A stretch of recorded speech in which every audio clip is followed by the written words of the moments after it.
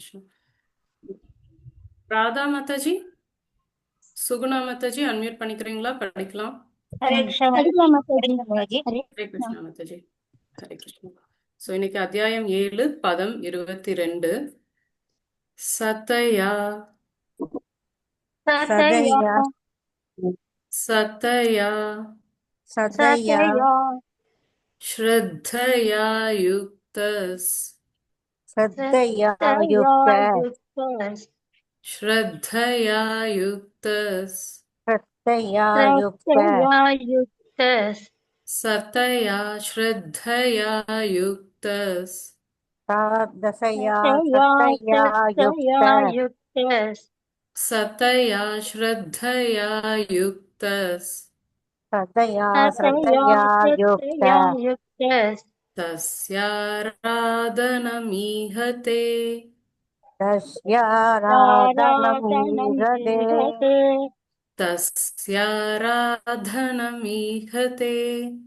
தஸ்யாராதனமீஹதே தஸ்யாராதனம் ஈஹதே தஸ்யாராதனமீஹதே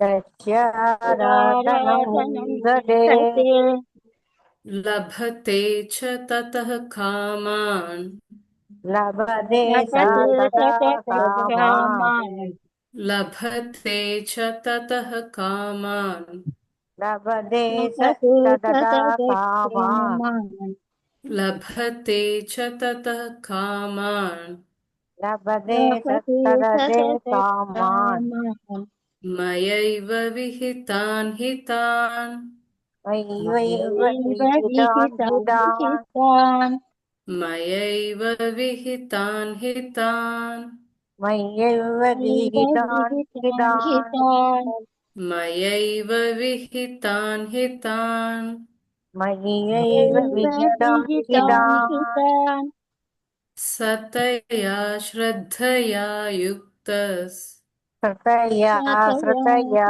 யுக்த தஸ்யாராதனமீஹதே தஸ்யாராதனமீஹதே லபதே ச ததः come on லபதே சததா come on மயைவ விஹிதான் ஹிதான். மயைவ விஹிதான் ஹிதான். Hare Krishna Mataji. Suguna Mataji படிக்கிறீங்களா? படிக்கிறேன் மாதாஜி. பதம் 22.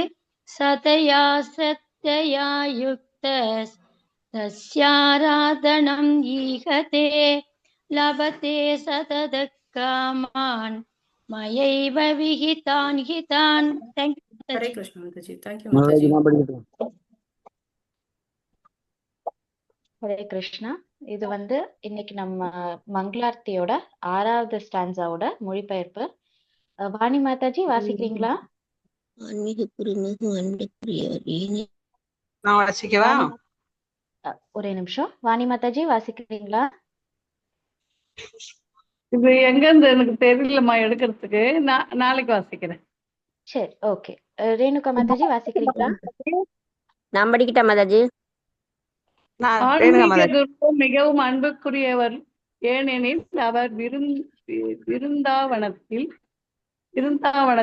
தெய்வீக குஞ்சங்களில் ஸ்ரீமதி ராதா ராணியும் ஸ்ரீ கிருஷ்ணரும் அனுபவிக்கும் இனிய திவ்ய மாதுரிய லீலைகள் பூரணமடைய பல்வேறு நேரங்களில் பலவிதமான அன்பான சேவைகளையும் செய்யும் கோபியர்களுக்கு திறமையாக உதவுகிறார். அத்தகைய ஆன்மீக குருவின் தாமரை போன்ற திருவடிகளுக்கு நான் மிகவும் பணிவுடன் என் நமஸ்காரங்களை சமர்ப்பிக்கின்றேன். நன்றி மாதாஜி. ஹரே கிருஷ்ணா. தேங்க்யூ மாதாஜி. சோ நான் பாடுறேன், நீங்க ரிப்பீட் பண்ணலாம் மாதாஜி. ஹரே கிருஷ்ணா. சரிம்மா. நீ குஞ்சயூனோ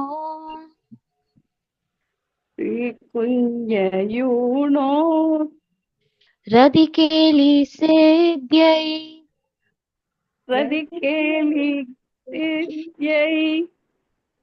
நீ குஞ்சயூனோ ரதிகேலி சேத்யை நீ குறிஞ்ச யூனோர் ரதிகேலிசிஸ் ஏய் यायालिभिर्युक्तेर् யாயாலிர் வேர் யுக்தீர் अपेक्षणीया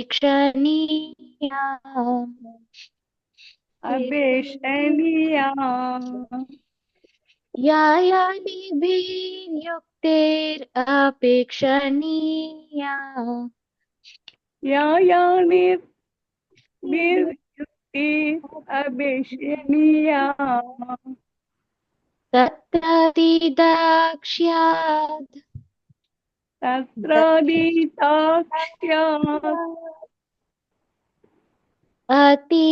अतिवल्लभस्य அதிவல்லபஷ்ய तत्रातिदाक्ष्याद् अतिवल्लभस्य தத்ராதிஷாத்யாத் அதிவல்லபஷ்ய वन्दे गुरु श्रीचरणारविन्दम् வந்தே குரு ஸ்ரீ சரணாரவிந்தம் वन्दे गुरु श्रीचरणारविन्दम् வந்தே குரு ஸ்ரீ சரணாரவிந்தம் हरि हरि बोल हरे कृष्णा थैंक यू माताजी वाणी माताजी हरे कृष्णा ஸோ நம்ம இன்னைக்கு கிளாஸுக்கு போகலாம். இன்னைக்கு நம்மளுக்கு வந்து அனுகூலா மாதாஜி கிளாஸ் எடுக்க போறாங்க. ஹரே கிருஷ்ணா மாதாஜி. நன்றி மாதாஜி. தேங்க்யூ வாணி மாதாஜி. ஹரே கிருஷ்ணா. ஹரே கிருஷ்ணா மாதாஜி. எல்லாருக்கும் ஹரே கிருஷ்ணா. ஹரே கிருஷ்ணா மாதாஜி. ஹரே கிருஷ்ணா. ஹரே கிருஷ்ணா மாதாஜி. ஹரே கிருஷ்ணா மாதாஜி. ஹரே கிருஷ்ணா. ஹரே கிருஷ்ணா மாதாஜி. ஹரே கிருஷ்ணா மாதாஜி. ஹரே கிருஷ்ணா மாதாஜி. ஹரே கிருஷ்ணா மாதாஜி. எல்லாருக்கும் ஹரே கிருஷ்ணா, தண்டவத் பிரணாம். இன்னைக்கு 7வது அத்தியாயத்துல வந்து நம்ம இன்னைக்கு 22வது ஸ்லோகம் பார்த்துட்டு இருக்கோம். ஸோ யாராவது மொழிபெயர்ப்பு படிக்கீங்களா? அதுக்கு முன்னாடி மாதாஜி இன்னைக்கு ஈஸ்வரி பாணி மாதாஜி வாசிப்பாங்க. ஓகே மாதாஜி. மங்களாச்சரணம் பண்ணிட்டு ஸ்டார்ட் பண்ணலாம் மாதாஜி. சாரி. ஓகே மாதாஜி. ஓம் அஜ்ஞானந்தீப்ராந்தஸ்ய ஞானம் சனச்சலாக்கயா சக்ஷுன்மீலிதமேன தஸ்மை ஸ்ரீ குரவே நமக.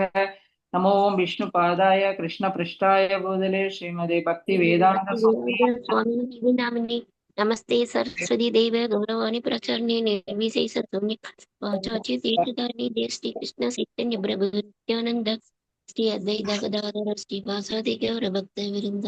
ஹரே கிருஷ்ண கிருஷ்ண கிருஷ்ண ஹரே ஹரே ஹரே ராம ராம ராம ஹரே ஹரே கிருஷ்ண ஹரே கிருஷ்ண ஹரே ஹரே ஹரே ராம ராம ராம ஹரே ஹரே. இன்னைக்கு ஈஸ்வர பண்ணி மாதாஜி படிங்க மாதாஜி. மொழிபெயர்ப்பு 22வது. ஹரே கிருஷ்ணா மாதாஜி. இத்தகைய நம்பிக்கையுடன் இணைத்து அவன் ஒரு குறிப்பிட்ட தேவரை வழிபட்டு தனது ஆசைகளை பூர்த்தி செய்ய முயல்கிறான். ஆனால் உண்மையில் இந்த நன்மைகள் எல்லாம் என்னால் மட்டுமே அளிக்கப்படுவதே ஆகும். ஹரே கிருஷ்ணா. ஸோ இந்த ஸ்லோகத்துல வந்து என்ன சொல்றாங்க அப்படின்னா, சதயா ஸ்ரத்தையா யுக்தஸ் தஸ்ய ஆராதனம் ஈகதே லபதேச்ச தத காமான் மயைவ விகிதான்ஹி தான் அப்படின்னு சொல்றாரு. இத்தகைய நம்பிக்கையுடன் இணைந்து அவன் ஒரு குறிப்பிட்ட தேவரை வழிபட்டு தனது ஆசைகளை பூர்த்தி செய்ய முயற்சி செய்கிறான். ஆனால் உண்மையில் இந்த நன்மைகள் எல்லாம் என்னால் மட்டும் அளிக்கப்படுபவையே ஆகும் அப்படின்னு சொல்லிட்டு இங்க பகவான் சொல்றாரு. சோ இப்ப நம்ம பார்த்துட்டு இருக்கோம், இந்த சாப்டரோட பேர் என்ன, பூரணத்தின் ஞானம் இல்லையா. பகவானோட அவரை பத்தின இந்த விஷயங்கள் எல்லாம் நம்ம தெரிஞ்சுட்டு வரோம். சோ நிறைய விஷயங்கள் பார்த்தோம். பகவானோட சக்திகள் பத்தி எல்லாம் பார்த்தோம். சோ இந்த சக்திகள்ல எல்லாம் நம்ம ஜடசக்தி ஆன்மீக சக்தி எல்லாமே அவற்றில் தான் வருதுன்னு பார்த்தோம். பிளஸ் அந்த எல்லா இடத்துலயும் பகவான் தான் வியாபிச்சு இருக்காரு அப்படின்னு சொல்லிட்டு பார்த்தோம். சோ அதுக்கு பிறகு யாரெல்லாம் பகவான்கிட்ட சரணடைவாங்க இதெல்லாம் தெரிஞ்சுச்சுன்னா யாரெல்லாம் சரணடைவாங்க யாரெல்லாம் சரணடைய மாட்டாங்க, சுக்ருதினோ துஷ்கிருத்தினோ இப்படி 4 பேர் பார்த்தோம். சோ இதுல ஞானி வந்து அந்த 4 அவர்கிட்ட பகவான்கிட்ட சரணடையதுல வந்து 4 பேர்ல வந்து அந்த ஞானி டாப் மோஸ்ட்னு சொல்றாரு. சோ அவங்களும் சாமகாத்மா சூதுர்லபக. சோ அவங்களும் பார்த்தீங்க ஏன்னா பகவானை வந்து வழிபட்டு அந்த ஞானி வந்து அந்த இலக்கை வந்து அடைவது உறுதி அப்படின்னு சொல்லிட்டு கிடையாது. ஆனா ஆஃப்டர் மெனி மெனி பர்த் அப்படின்னு சொல்லியாரு. சோ அதுக்கு பிறகு நம்ம இப்ப இங்க என்ன பார்க்க போறோம், 20வது ஸ்லோகத்துல இருந்து அன்னைக்கு பரமபாவனா பிரபு எடுத்தார் இல்லையா, 20வது ஸ்லோகத்துல இருந்து நம்ம இப்ப என்ன பண்ணுவோம் அப்படின்னா டெமிகார்டு வர்ஷிப், தேவ வழிபாட்டை பத்தி நம்ம இப்ப பார்த்துட்டு இருக்கோம். சோ 20வது ஸ்லோகத்துல வந்து என்ன சொன்னாரு அப்படின்னு சொன்னா, காமை தைஸ்தைர் ஹிருதஞானா பிரபத்தியந்தே அந்நிய தேவதா அப்படின்னு சொல்லுவாங்க.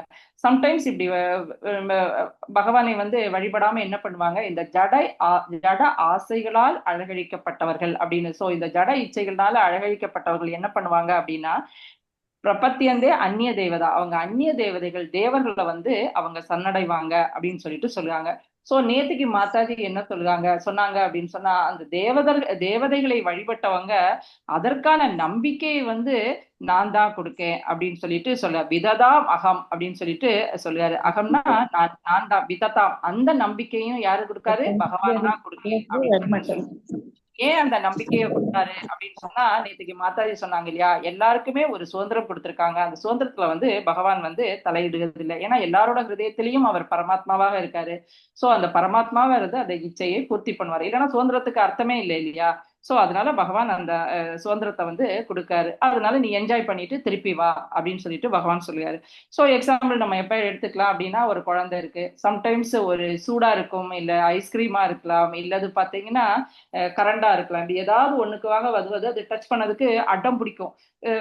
சூடு கூட நீங்க பாத்தீங்கன்னா ஃபர்ஸ்ட் ஏதாவது நெருப்புல பாத்தீங்கன்னா அதுக்கு தெரியாது இல்லையா இது சுடும் அப்படின்னு சொல்லிட்டு. ஆனா ரொம்ப அடம் பிடிச்ச அழுது கடைசி போய் அது வந்து கைய வைக்கும், நம்ம சொன்னதை கேட்காம கைய வைக்கும். சரி வச்சுட்டு வா அப்படின்னு சொல்லும்போது அது கடைசி சுட்டுக்கும். சுட்ட பிறகு திருந்தும் இல்லையா. அதே போல பகவான் வந்து நம்ம ரொம்ப இந்த ஜட இச்சைகளால வந்து நம்ம அட்ராக்ட் ஆகும்போது நம்ம அதை வந்து அந்த சுதந்திரத்தை கொடுக்கல அப்படின்னு சொன்னா நம்ம திருப்பி இன்னும் வந்து அந்த ஒரு சலிப்பு தட்டுவோம் இல்லையா. அதுக்காக பகவான் வந்து அந்த சுதந்திரத்தை கொடுக்காரு, நீ என்ஜாய் பண்ணு அப்படின்னு சொல்லிட்டு.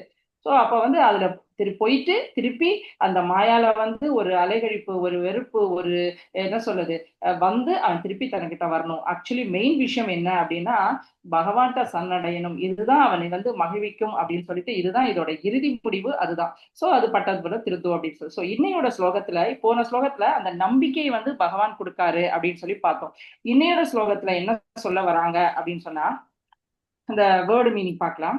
ச தயா ஸ்ரத்தையா யுக்தாஸ் அப்படின்னு சொல்லுவாங்க. சோ ஸ்ரத்தானா அந்த நம்பிக்கை, அந்த நம்பிக்கையோட இணைஞ்சி என்ன பண்ணுவாரு அப்படின்னு சொன்னா, அவன் என்ன பண்ணுவான் அப்படின்னு சொன்னா, ஒரு குறிப்பிட்ட தேவரை வந்து நம்பிக்கையோட இணைஞ்சு அவன் ஸ்டார்ட் பண்ண ஆரம்பிக்கான். என்ன ஸ்டார்ட் பண்ண ஆரம்பிக்கான், தஸ்ய ஆராதனம் ஈகதே அப்படின்னு சொல்லிட்டு அந்த குறிப்பிட்ட தேவதைய அவன் ஆராதனம் பண்ணுவான், அவன் வந்து வழிபட ஆரம்பிக்கிறான் அப்படின்னு சொல்லுவாங்க. சோ அப்படி அவன் குறிப்பிட்ட தேவதையை அவன் வழிபட ஆரம்பிக்கும் போது அங்க என்ன நடக்கும் அப்படின்னா, லபதேச்ச தத காமான், அவனோட காமம், அந்த ஜட இச்சைகள், அந்த பலன்கள் இருக்கு இல்லையா, அந்த விரும்பிய பலனை வந்து லபதே, அவன் வந்து அதை அடைகிறான். சோ அந்த நம்பிக்கையோட இணைஞ்சு அவன் ஸ்டார்ட் பண்றான் அந்த குறிப்பிட்ட தேவதையை வழிபடும் பொழுது அந்த பலன் வந்து அவனுக்கு கிடைக்குது. சோ ஆனா இங்க இன்னொரு சூப்பரான விஷயம் பகவான் என்ன சொல்றாரு அப்படின்னா, மயைவ விகிதான்கி தான் அப்படின்னு சொல்லுவாரு. மயைவ அப்படின்னா மயா ஏவ, மயானா பகவானை சொல்லுவாரு, என்னால் மட்டுமே, விகிதான் ஏற்பாடு செய்யப்படுகிறது. என்ன ஏற்பாடு செய்யப்படுகிறது, ஹீ தான், ஹீனா நிச்சயமாக, இந்த நம்பிக்கையோட இந்த விரும்பிய பலனை இந்த தேவர்கள் கொடுக்காங்க. இது எல்லாமே யாரால பண்ணப்படுது, இந்த நன்மைகள் எல்லாம் என்னால் மட்டுமே அளிக்கப்படுகிறது, என்னால் மட்டுமே இதெல்லாம் ஏற்பாடு செய்யப்படுகிறது அப்படின்னு சொல்லிட்டு இங்க பகவான் வந்து சொல்லுவாரு. சோ இதுல இருந்து நம்ம என்ன தெரிஞ்சுக்கலாம், இந்த எல்லா விஷயத்துக்கும் இன்னைக்கு தேவர்கள் எல்லாம் நமக்கு கேட்ட விஷயங்கள் எல்லாம் நம்ம கொடுக்காங்க, ரொம்ப ரொம்ப ஹாப்பியா இருக்கு. ஆனா இதுக்கு பின்னாடி இந்த பேக்ரவுண்ட்ல யார் இருக்காங்க அப்படின்னா பகவான் இருக்காரு. இதை வந்து நம்ம புரிச்சுக்கணும். ஆனா இது வந்து இந்த ஜட ஆசைகளால, அதனாலதான் இந்த ஜட ஆசைகளால அந்த அறிவை இழந்தவர்களை என்ன சொல்லுவாங்கன்னா சிற்றறிவு படைத்தவர்கள், தேவர்களை வழிபடவங்களை வந்து சிற்றறிவு படைத்த மனிதர்கள் அப்படின்னு சொல்லுவாங்க. ஏன்னா அவங்களுக்கு தெரியல இல்லையா, இது பகவான் மூலம்தான், பகவானோட அனுமதியின் பேர்ல அவரோட சாங்ஷன்னாலதான் இவங்க கொடுக்காங்க அப்படின்னு சொல்லிட்டு அவங்களுக்கு தெரியாது இல்லையா. சோ அதனால அவங்க சிற்றறிவு படைத்தவர்கள் அப்படின்னு. சோ அவங்க இந்த சந்தோஷம் கிடைக்கும் போது, இந்த இச்சைகளை வந்து அவங்கள பலன்கள் எல்லாம் கிடைக்கும் போது அவங்க ரொம்ப ரொம்ப ஹாப்பியா கண்டினியூ பண்ணிட்டு இருக்காங்க. சோ இப்ப நம்ம இந்த பேக்ரவுண்ட் எக்ஸாம்பிள் எப்படி பாத்துக்கலாம் அப்படின்னு சொன்னா, ஒரு சினிமா இருக்கு, சோ ஒரு சினிமா நம்ம பார்க்கோம், சூப்பரா இருக்கு, ஹீரோ இருக்காங்க, ஹீரோயின் இருக்காங்க, வில்லன் இருக்காங்க, காமெடியன் இருக்காங்க, எல்லாரும் இருக்காங்க, படம் ரொம்ப சூப்பரா போகுது, ரொம்ப என்ஜாய் பண்ணிட்டு வரோம். ஆனா நமக்கு தெரியும் இதுக்கு பின்னாடி ஒரு ப்ரொடக்ஷன் இருக்குது, டைரக்ஷன் இருக்குது, எடிட்டிங், இப்படின்னு ஏகப்பட்ட வேலைகள் எல்லாம் பண்ணி தான் அந்த படம் வந்து ஒரு சூப்பரா வெளியில வருது இல்லையா? சோ அதே போல ஆனா ஒரு குழந்தைக்கு தெரியுமா, அது போய் படத்தை பார்த்துட்டு அழகா என்ஜாய் பண்ணிட்டு வருது, இதுக்கு பின்னாடி இப்படியெல்லாம் வேலைகள் நடக்குது அப்படின்னு சொல்லிட்டு அந்த குழந்தைக்கு தெரியாது. சோ அதே போல சிற்றறிவு படைத்த மனிதர்களுக்கு வந்து இந்த பேக்ரவுண்ட், இந்த பலன்கள் இதெல்லாம் நமக்கு தேவர்கள் மூலமா கிடைக்குது. ஆனா இது யார் மூலமா கிடைக்குது அப்படின்னு சொல்லிட்டு அவங்களால வந்து புரிஞ்சுக்க முடியாது அப்படின்னு சொல்லிட்டு இங்க வந்து பகவான் வந்து உறுதியா சொல்லுவாரு. ஏன்னா இது எல்லாமே, ஆனா இது வந்து ஒரு விஷயம், இதுல நம்ம என்ன புரிஞ்சுக்கணும் அப்படின்னா, நமக்கு தெரியாது, சிற்றறிவு படைத்த மனிதர்களுக்கு, இந்த உயிர்வாழிகளுக்கு இந்த விஷயம் தெரியல, பகவானோட அனுமதியின் பேர்ல தான் இது கிடைக்குதுன்னு தெரியல. ஆனா இது தேவர்களுக்கு வந்து நல்லாவே தெரியும் அப்படின்னு சொல்லிட்டு ஸ்ரீல பிரபுபாத் வந்து இங்க சொல்லுவாரு. சோ ஏன்னா அதனாலதான் அவங்களால தன்னிச்சையா அந்த வரங்களை வந்து வழங்க முடியாது. ஏன்னா எல்லாமே பகவானுக்கு உரிமையானது அப்படின்னு சொல்லிட்டு அவங்களுக்கு தெரியும். இதை வந்து தேவர்களால மறுக்க முடியாது அப்படின்னு சொல்லிட்டு சொல்லுறாங்க. சோ எக்ஸாம்பிள், இப்ப உபனிஷத்துகள், ஈஷா உபனிஷத் வந்து என்ன சொல்லுது அப்படின்னு சொன்னா, ஈஷா வாஷ்யம் இதம் சர்வம் எத்கிஞ்ச ஜகத்யாம் ஜகத் அப்படின்னு சொல்லுது. ஈஷா வாஷ்யம், ஈஷா பகவான் எல்லாமே இன்னைக்கு இந்த லோகத்துல இருக்கக்கூடிய, நம்ம ஆல்ரெடி இந்த அத்தியாயத்திலே பார்த்தோம் இல்லையா, உயிருள்ளதா இருக்கட்டும், உயிரற்றதா இருக்கட்டும், எல்லா விஷயங்களும், இந்த லோகத்தில் உள்ள அத்தனை விஷயங்களும் பகவானுக்கு சொந்தமானது. அவர் தான் அதோட உரிமையாளர். அதை வந்து யாரு புரிஞ்சுப்பாங்க? தேவர்கள் புரிஞ்சுப்பாங்க. நம்மளால அதை புரிஞ்சுக்க முடியல, அதனாலதான் நம்ம தேவர்களை வந்து நம்ம வந்து அப்ரோச் பண்றோம் அப்படின்னு சொல்லிட்டு இங்க சொல்லுவாங்க. சோ இத வந்து அதனாலதான் இங்க ஸ்ரீல பிரபுபாத் என்ன சொல்றாரு அப்படின்னு சொன்னா, முட்டாள் அப்படின்னு சொல்லுறாரு. இந்த தேவர்களை வழிபடுறது வந்து தெரியாம வந்து அவங்க முட்டாள்தனமா வந்து தேவர்களை வந்து அணுகுறாங்க அப்படின்னு சொல்லுவாங்க. சோ எப்பவுமே நம்ம எக்ஸாம்பிள் பார்ப்போம் இல்லையா, எப்படி அப்படின்னா, ஒரு கம்பெனியோட ஓனர் இருக்காங்க, பிளஸ் மேனேஜர் இருக்காரு, கரெக்டா? அப்ப நம்ம வந்து தொழிலாளி வந்து என்ன பண்ணுங்க அப்படின்னு சொன்னா, அவன் வேலை செஞ்சுக்கிட்டே இருக்கான். ஆனா அவங்களுக்கு யாரு சம்பளம், அவங்களுக்கு வேண்டிய ஊதியத்தை வந்து யாரு கொடுக்காங்க? மேனேஜர் கொடுத்துட்டு இருக்காரு இல்லையா? அப்ப அவனுக்கு வந்து அந்த ஊழியர்களுக்கு தெரியாது, மேனேஜர் தான் அந்த ஓனரோட அனுமதியின் பேர்ல தான் இந்த மேனேஜர் வந்து அந்த சம்பளத்தை மாசம் மாசம் கொடுக்காருன்னு சொல்லி அவங்க தெரியாது. அவங்க என்ன பண்ணுவாங்க அப்படின்னா, அந்த மேனேஜரை சார்ந்து அவன் சொல்லதெல்லாம் கேட்டு அவனோட இச்சைப்படி அவனுக்கு சாதகமாக வேலை செய்வாங்க. ஏன்னா மேனேஜர் நம்மளை நல்லா கவனிச்சுக்கிட்டாதான் அவன் நமக்கு நல்ல ஹெல்ப் பண்ணுவான் அப்படின்னு சொல்லிட்டு பண்ணுவாங்க. ஆனா அதுக்கு பின்னாடி வந்து அந்த ஓனர் இருக்கான் அப்படின்னு சொல்லிட்டு சம்டைம்ஸ் அவங்களால புரிஞ்சுக்க முடியாது இல்லையா அந்த நேரம். ஆனா அந்த ஓனரால என்ன பண்ண முடியும்? அந்த மேனேஜராயே தூக்க முடியும். மேனேஜரை தூக்கிட்டு எங்க ஒண்ணுமே நடக்காது இல்லையா? சோ நம்ம எங்க பிடிச்சுக்கணும் அப்படின்னு சொன்னா, அந்த ஓனரை பிடிச்சுக்கணும். அதே போல நம்ம பகவானை பிடிச்சுக்கணும்.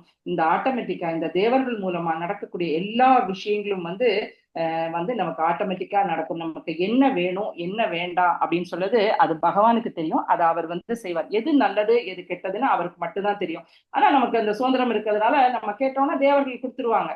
சோ அவங்க வந்து அந்த இதுல இல்லாததுனால அவங்க கொடுத்துருக்காங்க. இன்னும் ஒரு விஷயம் என்ன அப்படின்னா, ஒரு ராஜா இருக்காரு, மந்திரிகள், இது எப்பவுமே எல்லாருமே சொல்லக்கூடிய எக்ஸாம்பிள் தான் இல்லையா? மந்திரிகள் இருக்காங்க.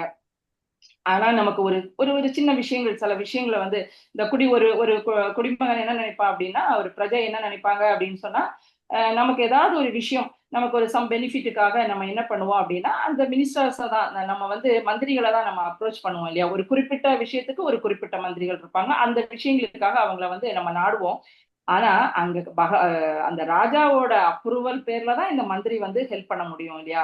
அவரால் இண்டிபெண்டா சுதந்திரமா எந்த ஹெல்ப்பையுமே அவரால் பண்ண முடியாது. சோ அதே போலதான் தேவர்கள் வந்து நம்மளுக்கு கொடுப்பாங்க, பலன்களை எல்லாம் கொடுப்பாங்க, பௌதீக பலன்கள். ஆனா ஒரே ஒரு விஷயம், அது எல்லாமே பௌதீக பலன்கள் தான்.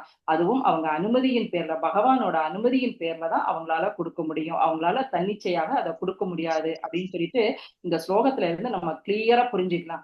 எக்ஸாம்பிள் எடுத்தோம், இப்ப சாஸ்திரத்துல பாத்தீங்கன்னா 33 தேவர்கள் இருக்காங்க. தேவர்களுக்கெல்லாம் நிறைய நிறைய பிரச்சனைகள் வரும் இல்லையா? இப்ப இந்திரனே எடுத்துக்கோங்க, இந்திரனா இருக்கட்டும், பூமாதேவியா இருக்கட்டும், இவங்களுக்கு பிரச்சனைகள் வரும்போது அவங்க ஃபர்ஸ்ட் யாரை அணுகுவாங்க? இந்திரனுக்கு நிறைய பிரச்சனை தான், எப்ப பாரு பிரச்சனையிலே தான் இருப்பாப்ல.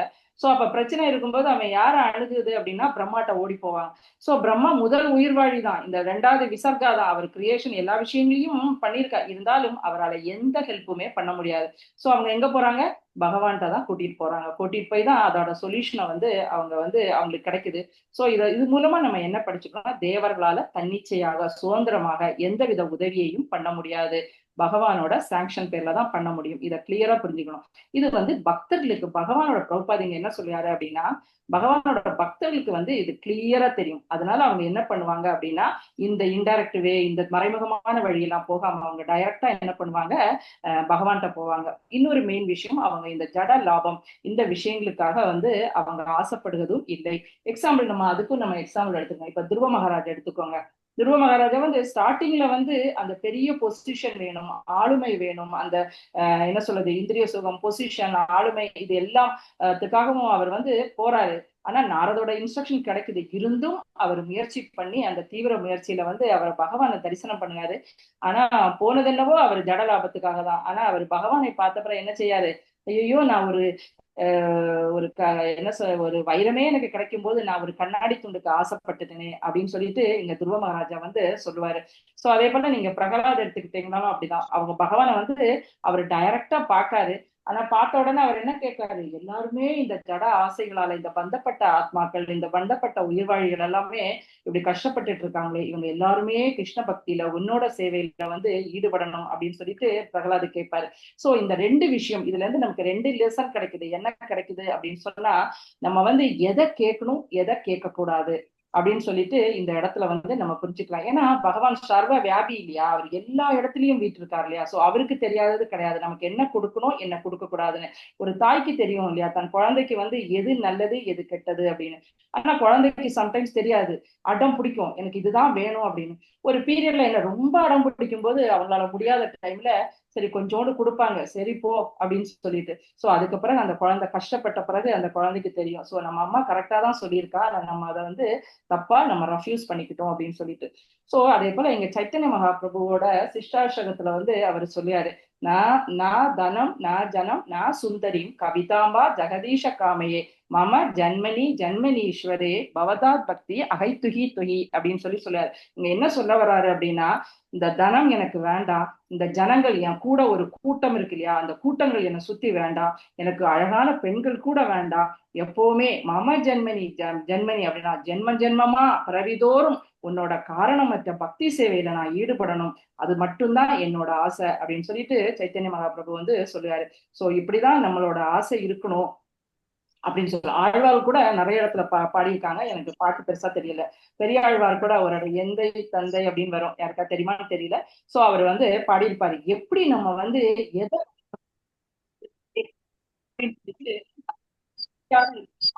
சொல்லுவாங்க. சோ என்ன கேட்கணும் என்ன கேட்க கூடாது, நம்மளோட இது எப்படி இருக்கணும் அப்படின்னு சொன்னா, இப்ப எக்ஸாம்பிள் எடுத்துக்கிட்டீங்க அப்படின்னு சொன்னா, நாங்களே இப்ப கத்தார் வந்திருக்கோம், ஒரு விசா ப்ராசஸ் எல்லாமே இருக்கு இல்லையா.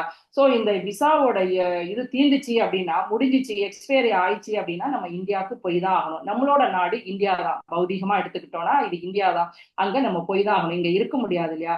அதே போல நம்மளோட ஒரிஜினல் இடம் என்ன அப்படின்னு சொன்னா அது வைகுண்ட லோகம் தான். சோ அங்கதான் நம்ம இருக்கணும். ஆனா நம்ம இந்த பௌதீக லோகத்துல நம்ம என்ன பண்ணுவோம் அப்படின்னா, இந்த டெம்பரரியான ஒரு தற்காலிகமான இடத்துல உட்கார்ந்துட்டு தற்காலிகமான விஷயங்களுக்காக ஆசைப்பட்டு தற்காலிகமாக தேவர்களை வழிபட்டு நம்ம அதை அனுபவிச்சு என்ஜாய் பண்ணலாம்னு சொல்லிட்டு நம்ம ஆசைப்படுவோம். அதனாலதான் நம்மள சிற்றறிவு படைத்த மனிதர்கள் அப்படின்னு சொல்லிட்டு இங்க சொல்லுவாங்க. ஏற்கனவே நம்ம இந்த தேவ வழிபாடு எல்லாமே ஒரு வியாபார நோக்குதான் அப்படின்னு சொல்லுவாங்க. அது ஒரு ரியல் ஒரு பிசினஸ். நம்ம இப்ப 3rd சாப்டர்ல கூட பார்ப்போம் இல்லையா, நீ பண்ணு, அதுக்காக நம்மளும் என்ன பண்ணணும், தேவர்களுக்கு பண்ணணும். தேவர்களுக்கு இந்த யஜ்ஞம் அதெல்லாம் நம்ம பண்ணணும் அப்படின்னா அவங்க அதுக்கு வேண்டிய பலனை நமக்கு கொடுப்பாங்க. சோ இது ஒரு பிசினஸ் அப்படின்னு சொல்லிட்டு சொல்லுவாங்க. ஆனா பகவானுக்கு பண்ணுது அப்படி கிடையாது அப்படின்னு சொல்லிட்டு சொல்லுவாங்க. சோ அதுக்காக இவங்களெல்லாம் வழிபடக்கூடாதா அப்படின்னு சொல்லிட்டு நேத்தை கூட ஒருத்தங்க கொஸ்டின் கேட்கலாம். நம்ம பண்ணலாம், அதை எப்படி பண்ணலாம் அப்படின்னு சொன்னா, ஸ்ரீமத் பாகவத்துல சொல்லுவாங்க, தூய பக்தர்கள் இங்க எப்படி வழிபடுவாங்க அப்படின்னு சொல்லிட்டு ஸ்ரீல பிரபுபாத் சொல்றாரு. சோ பகவானோட அங்கங்களா அவங்களோட பார்ட்டா தேவர்களை நம்ம பார்க்கலாம். அப்படி தெரிஞ்சுட்டு நம்ம அவங்களுக்கு மரியாதை கொடுத்து நம்ம அதுக்காக அவங்களை ஏனோதானம் பண்ணக்கூடாது. கண்டிப்பா அவங்க ஒரு உயர்ந்த லெவல்ல இருக்காங்க. சோ அவங்களுக்கு நம்ம மரியாதை கண்டிப்பாக கொடுக்கணும். அந்த கண்ணோட்டத்துல அவங்க நம்ம வழிபடலாம். அதே போல கோபிகள் எடுங்க, கோபிகள் நம்ம இப்ப ரீசெண்டா கிருஷ்ணலீலால கூட பார்த்துட்டு இருக்கோம் இல்லையா. சோ துர்க்கையெல்லாம் அவங்க வழிபட்டாங்க, ஆனா பகவானை கணவனாக அடையணும் அப்படின்னு சொல்லிட்டு அவங்க வழிபட்டாங்க இல்லையா. சோ நம்ம தேவர்களை வழிபடணும். எப்படி வழிபடணும்னா, எனக்கு பகவத் பக்தியை கொடு அப்படின்னு சொல்லிட்டு நம்ம தேவர்களை வழிபடணும். அப்படி நம்ம பண்ணணும் அப்படின்னு சொல்லி அதுதான் நமக்கு சந்தோஷத்தை கொடுக்கும். அது அவங்களும் அதுலதான் திருப்தி அடைவாங்க. ஆனா அது நமக்கு புரியதில்லை. நம்ம போய் தேவதையை வழிபட்டு எனக்கு இதை கொடு அதை கொடுங்கிற அவங்க அதை திருப்தி அடைவாங்களான்னா கூட கண்டிப்பா திருப்தி அடைய மாட்டாங்க. சோ இன்னொரு விஷயம், இந்த தேவ வழிபாடு பகவானோட வழிபாடு இது ரெண்டுமே வந்து சேம் பிளாட்ஃபார்ம்ல கிடையாது. ரெண்டுமே எப்படி அப்படின்னா, இது முழுக்க முழுக்க பௌதீகமானது, இது முழுக்க முழுக்க ஆன்மீகமானது. இதுவும் ஸ்ரீல பிரபுபாத் சொல்லியாரு. சோ ஏன்னா இந்த நம்ம வந்து இப்போ ஏன் பௌதிகம்னு சொல்ல தேவ வழிபாடு நம்ம பண்ணோம் அப்படின்னா, நம்ம வந்து பகவான்கிட்ட போறது வந்து ரொம்ப ரொம்ப ரொம்ப கஷ்டம். ஏன்னா இந்த பௌதீக நிலை இது வந்து என்ன ஆகும் அப்படின்னா, இது எல்லாமே இந்த பௌதீக ஆசைகள் இந்த விஷயங்கள் எல்லாமே பாத்தீங்கன்னா நம்ம பகவான்கிட்ட போறதுக்கு இது எல்லாமே ஒரு தடைகள் தான் அப்படின்னு சொல்றாங்க. சோ எக்ஸாம்பிள் எப்படி எடுத்துக்கலாம் அப்படின்னு சொன்னா, ஒரு ஸ்பீட் பிரேக்கர் இருக்கு பாத்தீங்களா? ஸ்பீட் பிரேக்கர் வரும்போது நம்ம என்ன பண்ணுவோம், காரை வந்து ரொம்ப ஸ்லோ பண்ணுவோம், ஸ்லோ பண்ணி கொஞ்சம் மெதுவா போவோம் இல்லையா? அதே போல நம்ம வாழ்க்கையில நிறைய இச்சைகள், ஜட இச்சைகள் எல்லாம் நம்ம வாழ்க்கையில வரும். சோ வரும்போது நம்ம அதுல இருந்து எப்படி நம்மளை வந்து மாத்தி ஸ்லோ பண்ணி நம்ம அதுல இருந்து எப்படி வெளியில வரணும் அதுக்குதான் பார்க்கணும். இல்ல அதுக்குள்ளேயே போய் நம்ம முங்கிக்க கூடாது. ஸ்பீட் பிரேக்ல ரொம்ப ஃபாஸ்டா போனா ஆக்சிடென்ட் தான் ஆகும். கரெக்டா இல்லையா? சோ அதே போல நம்ம நிறைய விஷயங்கள் இப்போ எக்ஸாம்பிள் இன்னும் சொல்லலாம். நம்ம அந்த ரோடு நிறைய சாலை இருக்கு இல்லையா? சாலையோட நிறைய கட்டுப்பாட்டு விதிகள் இருக்கு. சோ நான் இந்த ஓரம் தான் போவேன், இந்த மிடில்ல தான் வண்டி எடுத்துட்டு போவேன் அப்படின்னு சொல்லிட்டு, இல்ல ரைட்ல தான் போவேன், லெஃப்ட்ல தான் போவேன், ஏன் இஷ்டத்துக்கு தான் போவேன்னு சொன்னா நம்ம கண்டிப்பா ஆக்சிடென்ட் தான் நடக்கும்.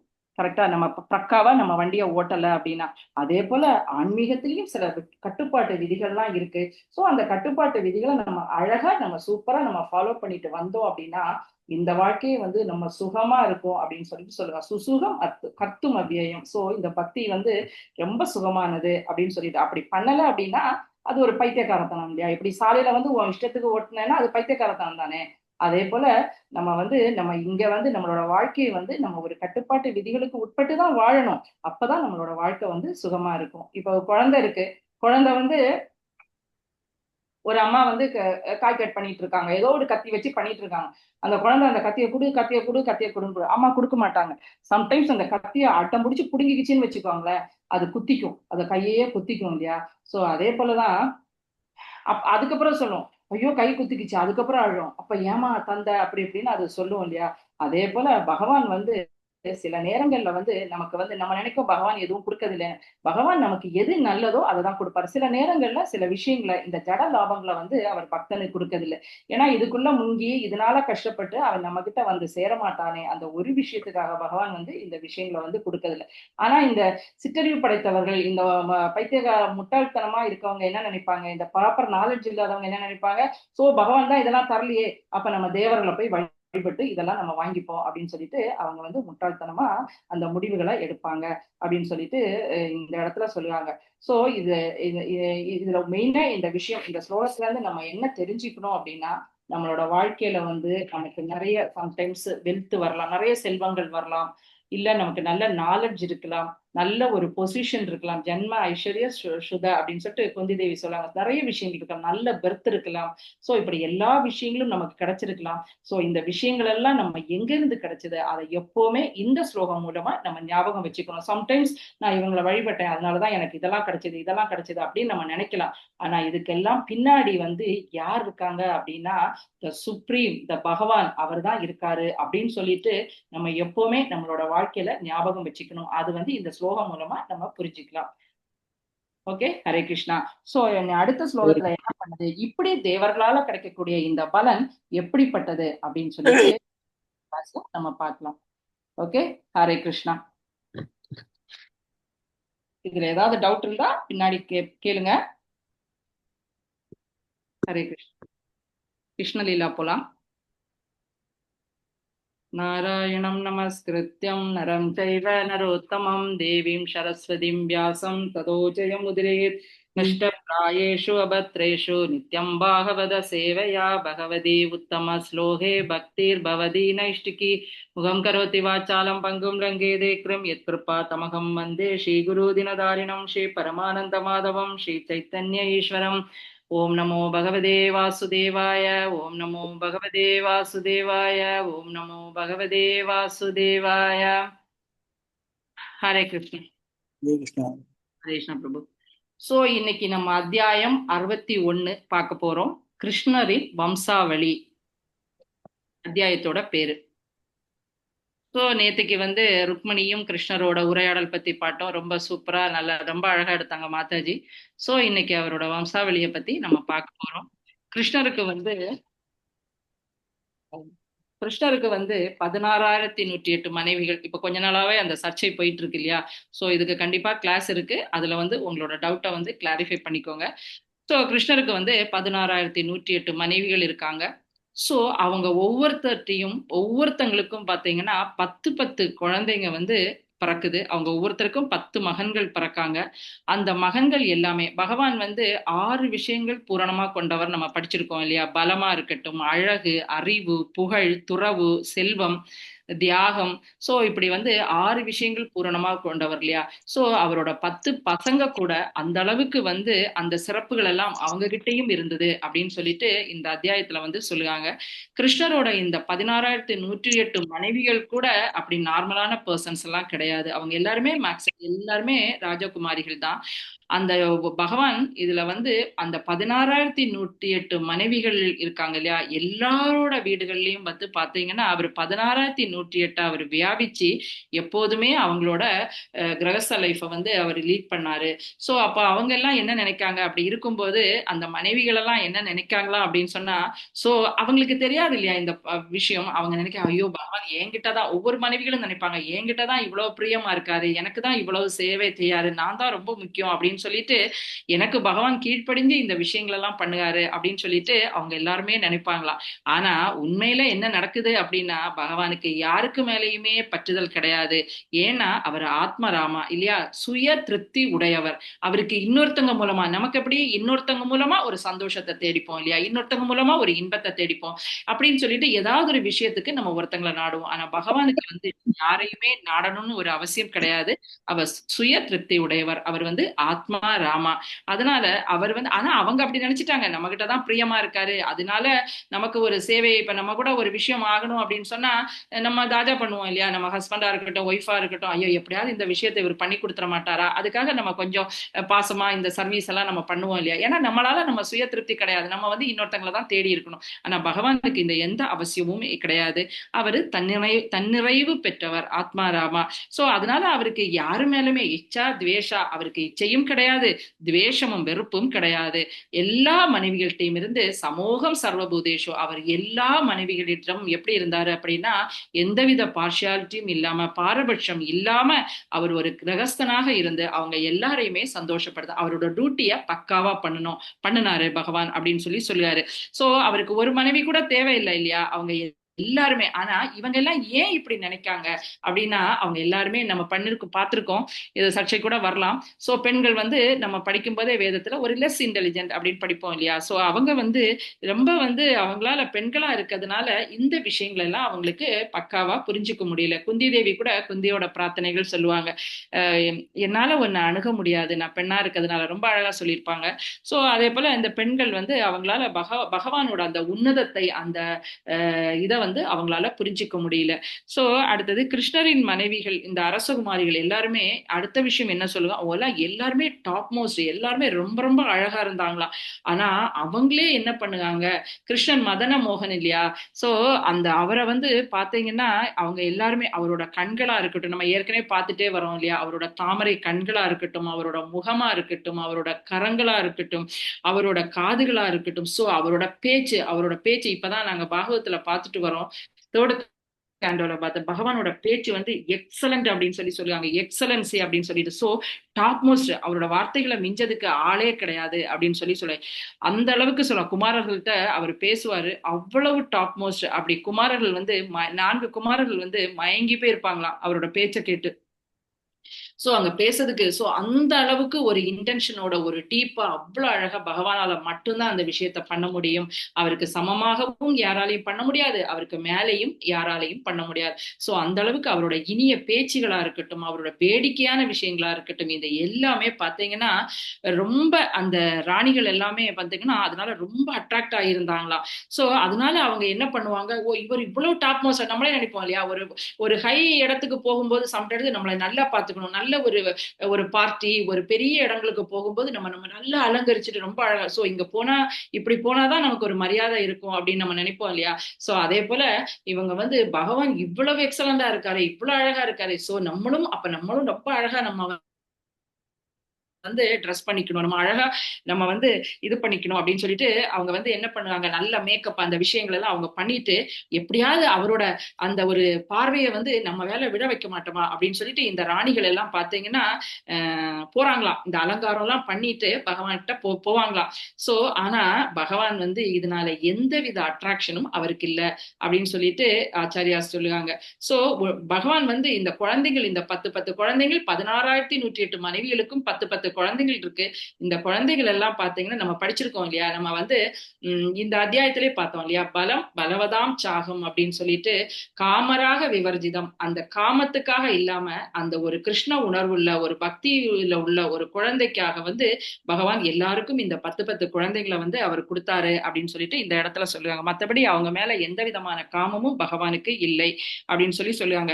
ஏன்னா இந்த ராணிகள் இன்னும் கொஞ்சம் நல்லாவே பாக்கியம் பண்ணவங்க. ஏன் பாக்கியம் பண்ணவங்க அப்படின்னு சொன்னா, தேவர்களால கூட, பிரம்மா போன்ற தேவர்களால கூட பகவான வந்து எட்ட முடியாம இருந்தது இல்லையா? தேவர்கள் கூட ரொம்ப கஷ்டப்பட்டாங்க பகவானை ரீச் பண்ணதுக்கு. நிறைய இடத்துல பண்ணி பார்ப்போம், நம்ம பிரம்ம சமிதியில கூட பார்ப்போம். சோ நம்ம வந்து எட்ட முடியாது. ஆனா இந்த துவாரகையோட இந்த ராணிகள் வந்து அவரை வந்து அவரோட கணவராகவும் அவரோட வாழ்க்கை துணைவராகவும் அவங்க வந்து அடையக்கூடிய அந்த பெரிய பாக்கியத்தை வந்து அவங்க அடைஞ்சிருந்தாங்க. அப்ப அவங்க எப்பேற்பட்ட பாக்கியம் பண்ணியிருக்கணும் அப்படின்னு சொல்லிட்டு இந்த இடத்துல சொல்லுவாங்க. ஆனா பகவான் வந்து அவரோட டியூட்டி, அவர் பக்கமா ஒரு ஆதர்ஷன கணவனாக வந்து அவர் நடந்து கொண்டு அவர் வந்து எல்லா விஷயங்களும் அவருக்கு வேண்டிய அந்த சந்தோஷத்தை அங்க கொடுத்தாங்க. அவங்களோட பேச்சா இருக்கட்டும், உறவா இருக்கட்டும், எல்லா விஷயத்தையும் பகவான் கொடுத்தாரு. அதனால எப்பவுமே பகவான் இருக்க இடத்துல வந்து ஆனந்தம் ஃபுல்லா பரமானந்தம் தான். சோ அந்த ஆனந்தம் வந்து இவங்களுக்கும் வந்து அது வந்து ஏன்னா பகவானோட கனெக்ஷன்ல இருந்ததுனால அந்த ஆனந்தம் அவங்களுக்கு கிடைச்சது அப்படின்னு சொல்லுவாங்க. சோ அதுக்கு பிறகு இந்த 16,108 மனைவிகளுக்கும் 100 கணக்குல அவங்களுக்கு வந்து அந்த வேலைக்கார பெண்கள், அந்த தாசி கரெக்ட், ஹரே கிருஷ்ணா, ஹரே கிருஷ்ணா, இதா ஒரு எக்காகுதோ. சோ அவங்களுக்கு 100 கணக்கான ஏவல் பணிப்பெண்கள் வந்து அவங்களுக்கு கூட இருந்தாங்க. ஆனாலும் இவங்களுக்கு பணிப்பெண்கள்லாம் இந்த ராணிகளுக்கு வந்து ஏகப்பட்ட பணிப்பெண்கள் இருந்தாலும் இந்த ராணிகள் வந்து பகவானுக்கு செய்யக்கூடிய சர்வீஸ்ல அவங்க யாரையுமே ஈடுபடுத்தல. எல்லா விஷயங்களும் வந்து பகவானை வரவேற்கதா இருக்கட்டும், அவருக்கு ஆசனம் பண்ணுவதா இருக்கட்டும், அவருக்கு மரியாதை கொடுக்கதா இருக்கட்டும், அவரோட பாத கமலங்களை வந்து கழுவுவதா இருக்கட்டும், அவருக்கு தாம்பூலம் அளிக்குது, சாப்பாடு கொடுக்குது, அவருக்கு வந்து எல்லா விஷயங்களும் அவரோட சர்வீஸ் முழுக்க முழுக்க முழுக்க அவங்க வந்து அவரோட அருகில இருந்து அவரோட சர்வ சதா காலமும் அவங்க வந்து சேவையில வந்து ஈடுபட்டு இருந்தாங்க. சும்மா ஏனோ சானோ உள்ளவங்களெல்லாம் பகவான் வந்து அந்த பொசிஷனுக்கு கொண்டு வந்திருக்க மாட்டாரு. அந்த அளவுக்கு அவங்க பாக்கியம் பெற்றவர்கள் அப்படின்னு சொல்லிட்டு இந்த இடத்துல சொல்லுவாங்க. சோ கிருஷ்ணரோட இந்த 16,108 மனைவிகள் ஒவ்வொருக்கும் நம்ம 10 மகன்கள் பார்த்தோம் இல்லையா? சோ இதுல வந்து இங்க வந்து அந்த 8 மனைவிகள் இப்ப பரமபவன பிரபு அன்னைக்கு எடுத்தார் இல்லையா, அது கடைசி உங்களோட டெய்லி இதால கூட போட்டிருந்தாரு. சோ அந்த 8 மனைவிகளோட பிள்ளைங்களை மட்டும் இங்க கொடுத்திருக்காங்க. நான் ரீட் பண்ணேன்.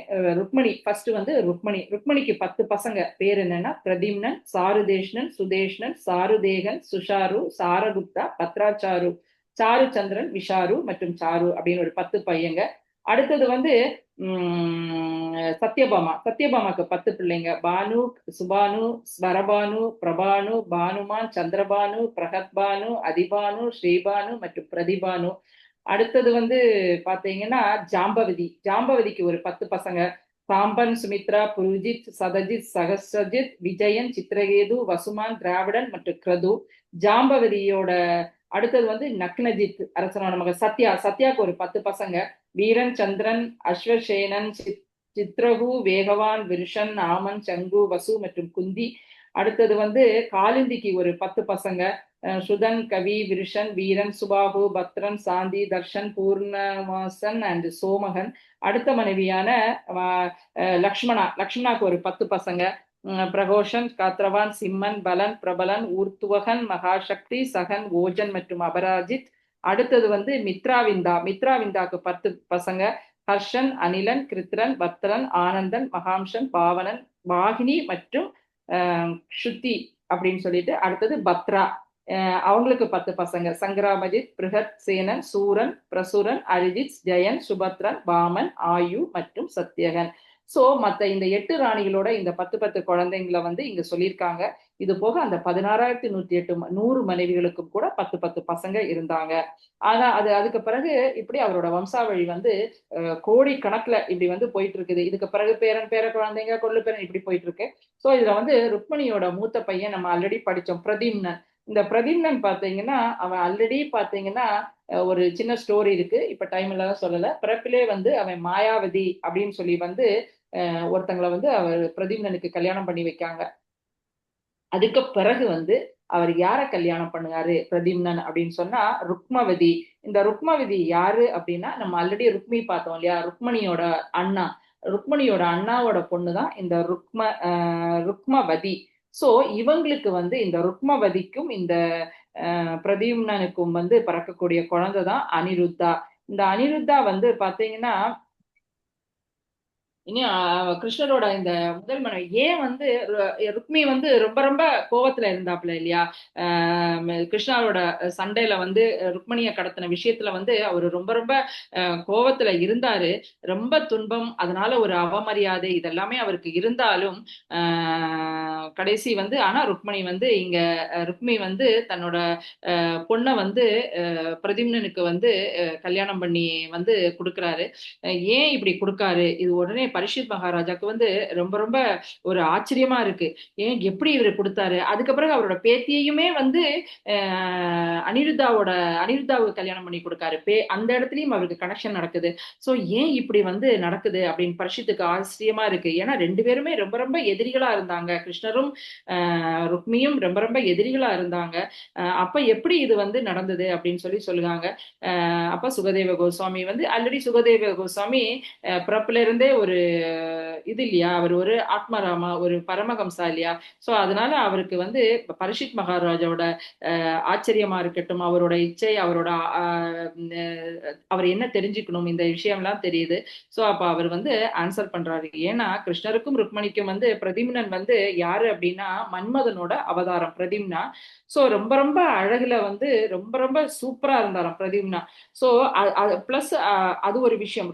ருக்மி வந்து மகளான ருக்மாவதிய வந்து தன்னோட இன்னொரு விஷயம், இந்த சுயம்பரத்துல வந்து அவர் ரொம்ப ரொம்ப அழகு, மன்மதனோட அவதாரம் இல்லையா. அப்ப சுயவரம் வந்து வைக்கிறாரு ருக்மி.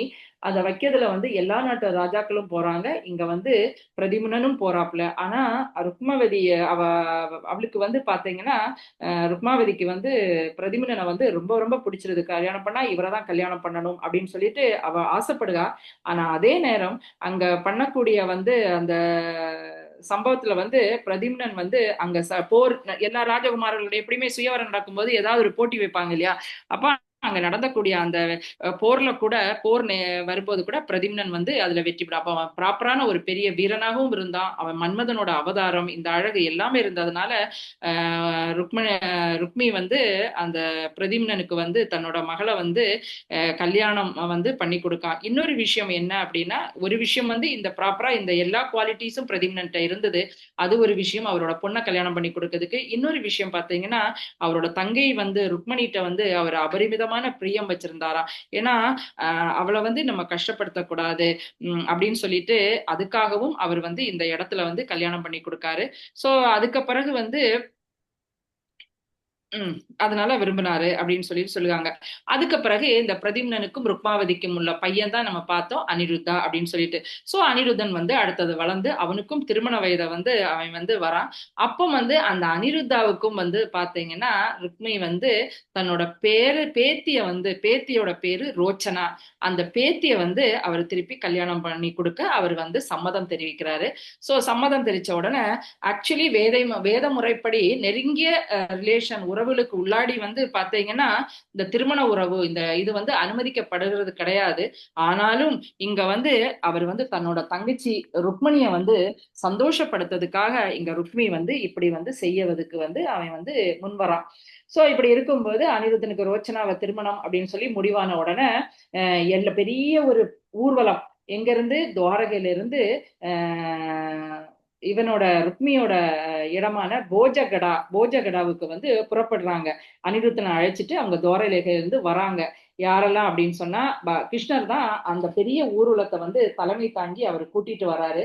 அதுல வந்து பலராமர், ருக்மணி, பிரதிம்னன் பிளஸ் ஜாம்பவதியோட பையன் சாம்பன், இன்னும் நிறைய உறவினர்கள் எல்லாரும் சேர்ந்து போஜகடாவுக்கு வந்து அவங்க வந்து வராங்க. இப்படி வந்து இப்படி திருமணம் நடக்குது. ருக்மி வந்து அதே நேரம் வந்து இந்த சுபமாக போயிட்டு இருக்கும்போது இந்த ருக்மியோட ஃப்ரெண்டு யாரு அப்படின்னா கலிங்க நாட்டு ராஜா. இந்த கலிங்க நாட்டு ராஜா எப்பவுமே நீங்க நிறைய இடத்துல பாவீங்க, இரண்யகசிபுவா இருக்கட்டும், ராவணன், இவங்க எல்லாருமே, ராவணன் கூட பாத்தீங்கன்னா சூப்பர் நிறைய விஷயம் அவங்க ஆத்மா பிளாட்ஃபார்ம்ல எல்லாம் ரொம்ப அட்டகாசமா இருப்பாங்க. ஆனா எல்லா இடத்துலயும் ஒரு நம்ம சொல்லுவோம் இல்லையா, ஒரு சகுனி அப்படின்னு சொல்லுவோம். நம்ம இப்ப இதுல கூட பார்ப்போம் இல்லையா, துரியோதனனுக்கு சகுனி எப்படி போட்டு கொடுக்காப்ல, இதே போல ஒவ்வொரு இடத்துலயும் இப்படி ஒரு அசஸ்தங்கம் இருக்கும். அதே போல இங்க வந்து ருக்மணி இதெல்லாம் பக்காவா பண்ணும்போது கூட அங்க கலிங்க நாட்டு ராஜன் அவனோட ஃப்ரெண்டு அவன் வந்து ஆலோசனை கொடுக்கான். என்ன கொடுக்கான் அப்படின்னா, நம்ம இப்போ ஒவ்வொரு ஃபங்க்ஷன் ஒரு ராஜ்யம் அப்படின்னா அங்க சதுரங்க விளையாட்டெல்லாம் இருக்கும். அப்ப நீ என்ன பண்ணு, இந்த பலராமருக்கு வந்து ரொம்ப சதுரங்கம், ஏன்னா ஆல்ரெடி கொஞ்சம் உள்ள இருக்கு, ஆனாலும் அவர் அதை சமாளிச்சு வெளியில வராரு ருக்மி. இவன் திருப்பி போட்டு கொடுக்கான். என்ன பண்ணு, பலராமருக்கு சதுரங்கம் தெரியாது, அதனால அவனை சதுரங்க ஆட்டத்துக்கு வந்து நீ கூப்பிடு, நீ சதுரங்க ஆட்டத்துக்கு கூப்பிட்டு அவன் கண்டிப்பா தோத்து போயிடுவான், அதனால இவங்களை ரொம்ப நம்ம அவமரியாதை பண்ணலாம், கேவலமா நடத்தலாம் அப்படின்னு சொல்லிட்டு அவன் ஆலோசனை போட்டு கொடுக்கான்.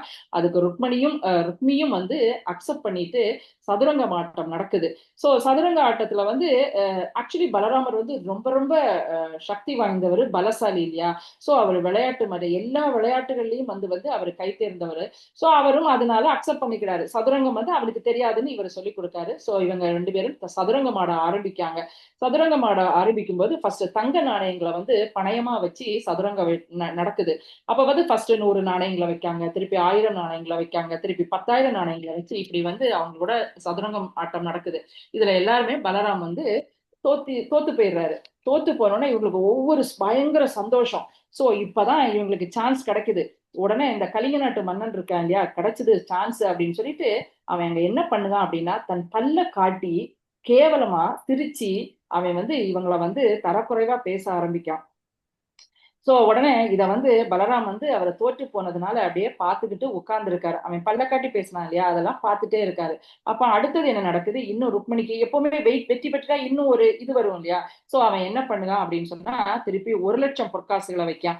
அப்ப வந்து வச்சு வந்து பலராமரோட அவன் வந்து சதுரங்கம் ஆடுதான். ஆடும்போது இந்த முறை வந்து பலராமர் வந்து வெற்றி பெற்றுவாரு. ஆனாலும் ருக்மியால அதை அக்செப்ட் பண்ண முடியாது. இல்ல அப்படின்னு சொல்லிட்டு ஒரு கபட நாடகத்தை வந்து அங்க அரங்கேற்றி அல்ல நான் தான் வெற்றி பெற்றேன், அவன் பண்ணல அப்படின்னு சொல்லுவான். இருந்தாலும் பலராமர் பொறுத்துக்கிட்டு அதுக்கு பிறகு 10 கோடி பொற்காசுகளை வந்து வச்சு திருப்பி ஆடுறாங்க. இந்த முறையும் பலராமர் வந்து இப்ப வெற்றி பெறாரு. வெற்றி பெற்ற பிறகு இவன் வந்து அக்செப்ட் பண்ணிக்க மாட்டான். இப்பவும் இல்ல நான் தான் வெற்றி பெற்றேன், அவர் பண்ணல அப்படின்னு சொல்லிட்டு அவன் அங்க இருக்கக்கூடிய அந்த ராஜ்ய சபையில இருக்கக்கூடிய எல்லா ராஜகுமாரர்களா இருக்கட்டும் எல்லார்ட்டையும் வந்து அவன் பயங்கரமா வாதிடுவான். அவர் வந்து வின் பண்ணல, நான் தான் வின் பண்ணேன் அப்படின்னு சொல்லிட்டு பண்ணுவாங்க. சோ முக்கியமா அவன் வந்து கலிங்க நாட்டு ராஜன், ஏன்னா அவனை என்ஜாய் பண்ண வைக்கணும், அவனை இன்னும் ஊக்குவிக்கணும், ஏன்னா அவன் இன்னும் கொஞ்சம் கூட போட்டு கொடுப்பான் இல்லையா. சோ அதனால அவன் முன்னாடி முறையிடுங்க, அவர் பாஸ் ஆகல. அந்த நேரம் பார்த்து வானத்துல இருந்து ஒரு அசரரி குரல் வந்து வருது. உண்மையிலேயே வந்து இந்த சதுரங்க ஆட்டத்துல வந்து பலராமர் தான் வெற்றி பெற்றாரு, பலராமரை இப்படி வந்து நீங்க இழிவுபடுத்துறது வந்து தவறு அப்படின்னு சொல்லிட்டு நீங்க மொத்தமா பொய்யா பண்றீங்க அப்படின்னு சொல்லிட்டு ஒரு அசரீரி குரல் கேக்குது.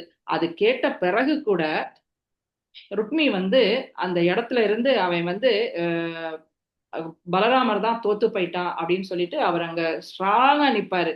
இவ்வளவு ஸ்ட்ராங்கா நின்று, ஏன்னா ஏன் இது இவ்வளவு ஆகுது அப்படின்னா, இந்த கலிங்க நாட்டு ராஜாவோட அந்த அசோசியேஷன், அவனோட தவறான ஆலோசனைனால முழுக்க இந்த ருக்மி வந்து மதம் பிடிச்ச யானை போல அந்த மதத்தினால அவன் என்ன பண்ணுவான், பிடிவாதமா அந்த அசரரி குரலை கூட அவன் பொருட்படுத்தாம இங்க வந்து தரைக்குறைவா பேசுறான். அப்ப அவன் என்ன சொல்லுவான் அப்படின்னு சொன்னா, நீங்க 2 பேருமே, கிருஷ்ணரும் பலராமரையும் சொல்ல, நீங்க 2 பேருமே பாத்தீங்கன்னா இடையர்குல சிறுவர்கள் தானே, உங்களுக்கு என்ன இந்த ராஜதந்திரமா இருக்கட்டும் இந்த விஷயங்கள்லாம், நீங்க 2 பேருமே மாடு மேய்க்க தான் தகுதியானவர்கள் அப்படின்னு சொல்லிட்டு சொல்லுவான். உங்களுக்கு இந்த சதுரங்கம் ஆடுவதா இருக்கட்டும், இந்த போர்க்கள போர்க்களத்துல இந்த வில்லெடுத்து இந்த போர் புரியதா இருக்கட்டும், இந்த விஷயங்கள்ல எல்லாம் நீங்க எப்படி பெருசா டாப்பா இருக்க முடியும்? நீங்க ஒன்லி மாடு மேய்க்கிறதுக்கு தான் நீங்க லாயக்கு அப்படின்னு சொல்லிட்டு அந்த இடத்துல சொல்லுங்க. இது அரச வம்சத்திற்கு மட்டும்தான் இதெல்லாமே கைவந்த கலை அப்படின்னு சொல்லிட்டு சொல்லுவாங்க. இப்படி ருக்மி ரொம்ப ரொம்ப குத்தலா இவங்களை பேசுறாங்க. கூட இருந்த ராஜகுமார்களா இருக்கட்டும், கலிங்க நாட்டு மன்னனா இருக்கட்டும், இவங்க எல்லாமே கூட சேர்ந்து ரொம்ப ரொம்ப அவங்கள கேவலமா பண்ணுவாங்க. இவ்வளவு நேரம் பொறுத்திருந்த பலராமர் இப்ப வராரு. அப்படி கோபத்துல அப்படி அவர் வராரு. தன்னோட கதை இருக்கு இல்லையா, கதை எடுத்து ருக்மிணிய தலையில பலமா அடிக்கிறாரு. அடிக்கும்போது ருக்மி செத்து போயிடறான். அதுல இருந்து அவன் செத்து கீழே விழுகான். சோ இதெல்லாம் எப்ப நடக்குது அப்படின்னா, அந்த சுப வேளை அன்னைக்கு அனிருத்தாவோட கல்யாணம் கரெக்டா முடிஞ்சிருக்கு இல்லையா, ரோச்சனா கூட கல்யாணம் நடந்த அந்த சுப வேளையில இந்த விஷயம் நடக்குது. இது ஒரு விஷயம். அடுத்தது அடுத்த அடி யாருக்கு விழுது அப்படின்னா கலிங்க மன்னன். கலிங்க மன்னன் ஸ்டார்டிங்ல பல்ல காட்டி சிரிச்சு கேவலமா பேசினான் இல்லையா. சோ பலராமர் அந்த பல்லுலேயே அடுத்த பார்ட் பல்லுலேயே அடிக்காரு கலிங்க மன்னனை.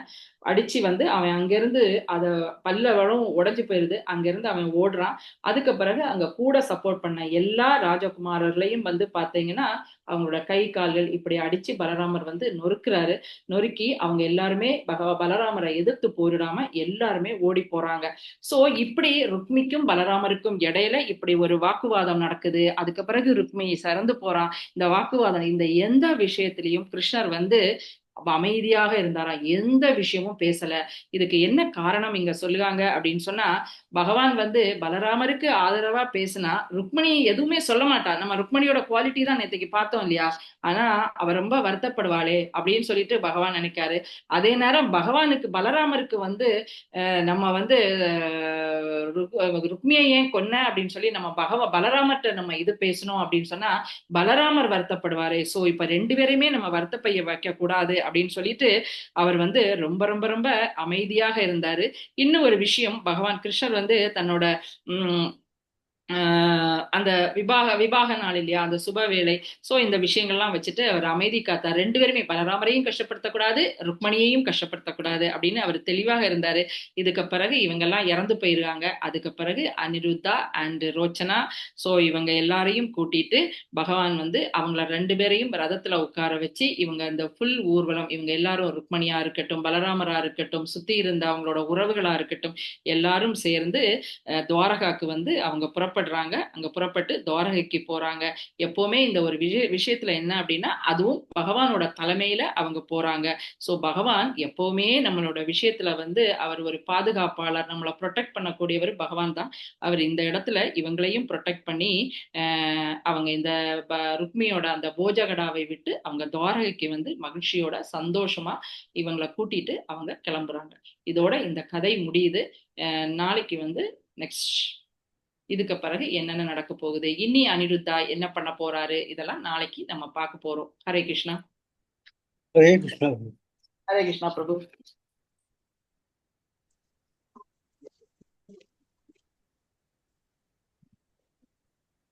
ஹரே கிருஷ்ணா மாதாஜி. ஹரே ரொம்ப கிருஷ்ணா. நல்லா இருந்தது. நல்லா இருந்துச்சு மாதாஜி, ரொம்ப நல்லா இருந்தது. இன்னைக்கு ஒன்லி நம்ம அவரோட வம்சாவளி மட்டும்தான் நம்ம பார்த்திருக்கோம். இன்னும் அடுத்தது அனிருத்தாவோட பாட்டு ரொம்ப ரொம்ப சூப்பரா இருக்கும். ஹரே கிருஷ்ணா. டவுட் இருந்தா இல்ல ரீகா போலாம்.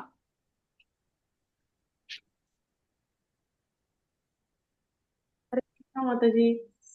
ஹரே கிருஷ்ணா. ஹரே அருமையா இருந்துச்சு மாதாஜி. மாதாஜி ஒரு டவுட் மாதாஜி, தப்பா இருந்தா மன்னிச்சுக்கோங்க மாதாஜி. ஓகேடா.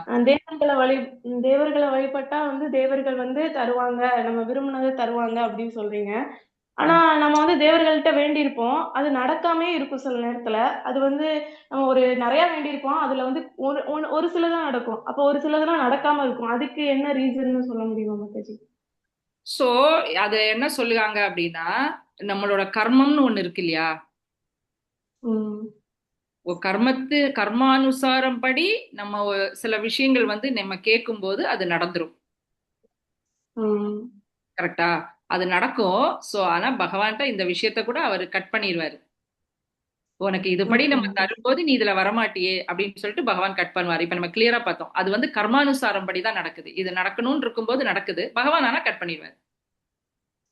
ஓகே மாதாஜி. ஓகேவா?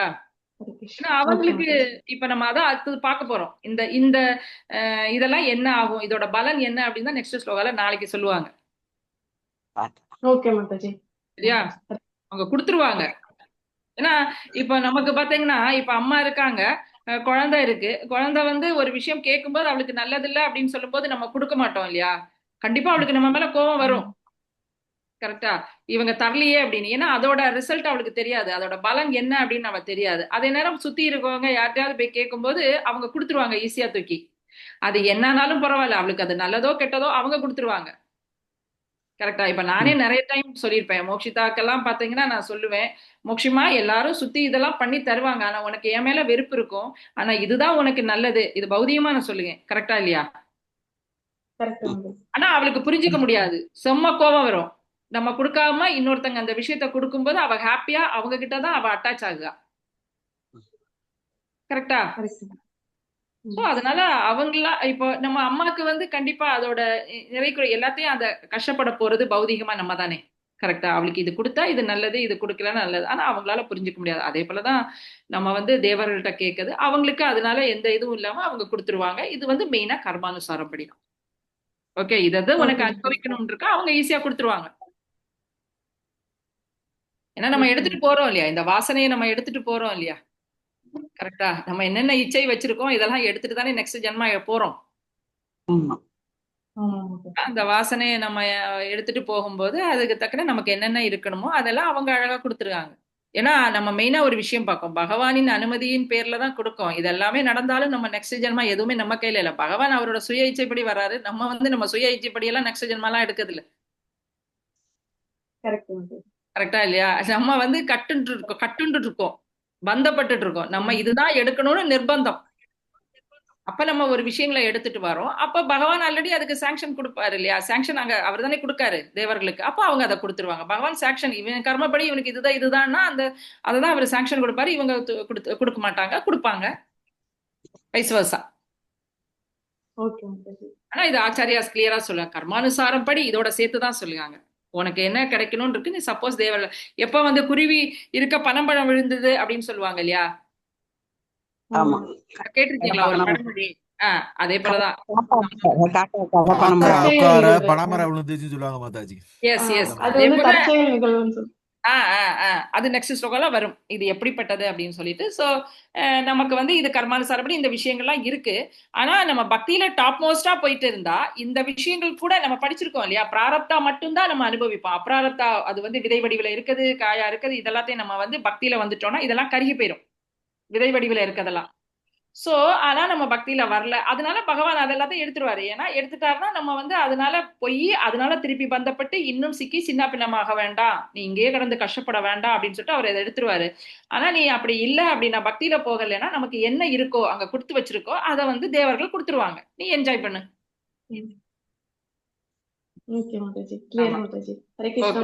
ஹரே கிருஷ்ணா ஹரே கிருஷ்ணா ஹரே கிருஷ்ணா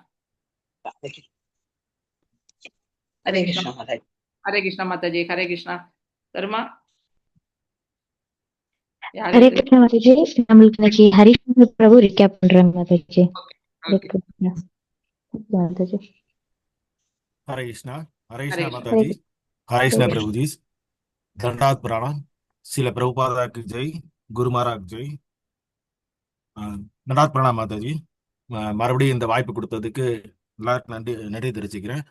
இங்க கிளாஸ்ல உள்ள பக்த சங்கம் எல்லாருக்கும் என்னுடைய நமஸ்காரத்தை தெரிவிச்சு பாதசேவனம் பண்ணிட்டு என்னோட ரீகாப் தொடங்கிக்கிறேன். இன்னைக்கு கிளாஸ் ரொம்ப பிரம்மாண்டமா இருந்துச்சு மாதாஜி. பகவத்கீதையா இருக்கட்டும், பாகவதமா இருக்கட்டும், ரெண்டுமே பிரம்மாண்டம். ஏன் அப்படின்னா பகவானே பிரம்மாண்டம் தான். ஸோ அப்படின்றப்ப அவருடைய கிளாஸும் பிரம்மாண்டமா இருக்கும். அதை நமக்கு சொல்லிக் கொடுத்த குருஜியும் குரு மாதாஜியும் பிரம்மாண்டமா சொல்லி கொடுத்தாங்க. இன்னைக்கு என்னன்னா பகவத்கீதை ஃபர்ஸ்ட் பார்ப்போம். அதுல அத்தியாயம் 7 22 அதாவது பகவான் நமக்கு சுதந்திரம் கொடுத்திருக்காரு, தேவர்கள் மூலம் வழிபடும் மூலம் நமக்கு எல்லா விஷயங்களும் கிடைக்கட்டும் அப்படின்ற ஒரு சுதந்திரம் கிடைச்சிருக்காரு அப்படின்னு சொல்லி கொடுத்தாங்க. அதுக்கு வந்து நிறைய உதாரணம் சொன்னாங்க. எப்படின்னா ஒரு குழந்தை வந்து சூடா இருக்க பொருளை தொட்டு பார்க்கணும் ஆசைப்படும், ஐஸ்கிரீமை சாப்பிடணும் ஆசைப்படும், கரண்ட் வயர் இருந்தாலும் அது தெரியாம தோணும் ஆசை. ஏன்னா அதுக்கு தெரியாது அதனால என்ன பாதிப்புன்றது. பட் ஆனா அதை பார்த்த உடனே அதுக்கு ஆசை தோணும். ஏன்னா குழந்தைகளுக்கு எப்பயுமே அப்படித்தானே, எதை பார்த்தாலும் செய்யணும்னு தோணும். பட் ஆனா அதனால அதோடைய விளைவுகள் என்னன்றத அதுக்கு தெரியாது.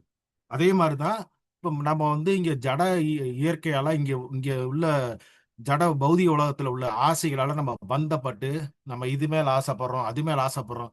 ஸோ அதெல்லாம் கொடுக்கறதுக்கு தான் இந்த தேவதைகள் தேவர்கள்லாம் இருக்காங்க. ஸோ அவங்க வந்து நமக்கு சாங்ஷன் பண்ணிக்கிட்டே இருக்காங்க. அது ஆனா நம்ம என்ன நினைக்கிறோம்னா, ஓ இவங்க தான் நமக்கு எல்லாம் கொடுக்குறாங்க, இவங்க தான் மெயின், அப்போ இவங்க கிடைச்சாலே போதும் அப்படி நினைக்கிறாங்க. இது எப்படி நம்ம உணர்ந்துக்கலாம் அப்படின்றதுக்கு வந்து ஒரு நிறைய எக்ஸாம்பிள்ஸ் வந்து நமக்கு மாதாஜி வந்து சொல்லி கொடுத்தாங்க. எப்படின்னா ஃபர்ஸ்ட் எக்ஸாம்பிள் எப்படி பார்க்கலாம்னா, ஒரு சினிமா பார்க்க போறோம். அந்த சினிமால ஹீரோ இருக்கான், வில்லன் இருக்கான், காமெடி இருக்கான், ஹீரோயின் இருக்காங்க, எல்லாருமே இருக்காங்க. பட் நம்ம பொறுத்த வரைக்கும் இவங்கெல்லாம் நடிச்சிருக்காங்கன்னு தான் நினைக்கிறோம். ஆனா இதுக்கு பின்னாடி இவ்வளவு பேர் இருக்காங்க. மெயினான ஆள் யாரு? டைரக்டர். அதுக்கு முன்னாடி ப்ரொடியூசர் மெயின். அவர் பணம் கொடுத்தா தான் இவங்கெல்லாம் நடிச்சு இதெல்லாம் செஞ்சு கொண்டுற முடியும். அந்த ப்ரொடியூசர் யாரு? பகவான். ஸோ இவங்கெல்லாம் நம்ம ஆசையை தீக்கிறாங்க. பட் ஆனா அந்த ப்ரொடியூசர் இருந்தா தான் இதெல்லாம் நடக்கும். அது ஃபர்ஸ்ட் எக்ஸாம்பிள். அடுத்து ரெண்டாவது எக்ஸாம்பிள் என்ன சொன்னாங்கன்னா, ஒரு கம்பெனியை பத்தி சொன்னாங்க. எப்படின்னா, இப்போ நானே ஒரு கம்பெனியில் எவ்வளோ ஆக்குறேன்னா, நான் நினைப்பேன் என் மேனேஜர்கிட்ட போய் கேட்பேன். லீவு கேட்டா உடனே கொடுத்துருவாரு, ஒரு அட்வான்ஸ் கேட்டா உடனே கொடுத்துருவாரு, சார் இன்னைக்கு ஆஸ்பத்திரி போடுறானே கொடுத்துருவாரு. பட் ஆனா அந்த மேனேஜருமே அவங்க ஓனர்கிட்ட கேட்கணும். அவருக்கு பின்னாடி மெயினான ஒரு எம்டி இருக்காரு, டைரக்டர் இருக்காரு. அவர்கிட்ட கேட்கணும், சார் இந்த மாதிரி அவர் ஊருக்கு போறேன்றாரு, ஒரு சம்பளம் கொடுக்கட்டுமா? அவர் ஓகே, சரிப்பா, அவனுக்கு இப்போ அவசரமா சரிப்பா கொடுப்பா அப்படின்னு அவர் ஒரு சாங்ஷன் டிக் அடிப்பாரு. அதுக்கப்புறம் தான் கிடைக்கும். ஸோ இங்கேயும் யாரு? கம்பெனியோட ஓனர் டிக் அடிச்சா தான் மேனேஜர். ஸோ இந்த இங்க கம்பெனியோட ஓனர் எம்டி தான் பகவான், மேனேஜர் தான் தேவர்கள், நம்ம அங்க ஒர்க்கர்ஸ் தான் நம்ம இங்க இருக்கிற மனிதர்கள். இது ஒரு எக்ஸாம்பிள் சொன்னாங்க.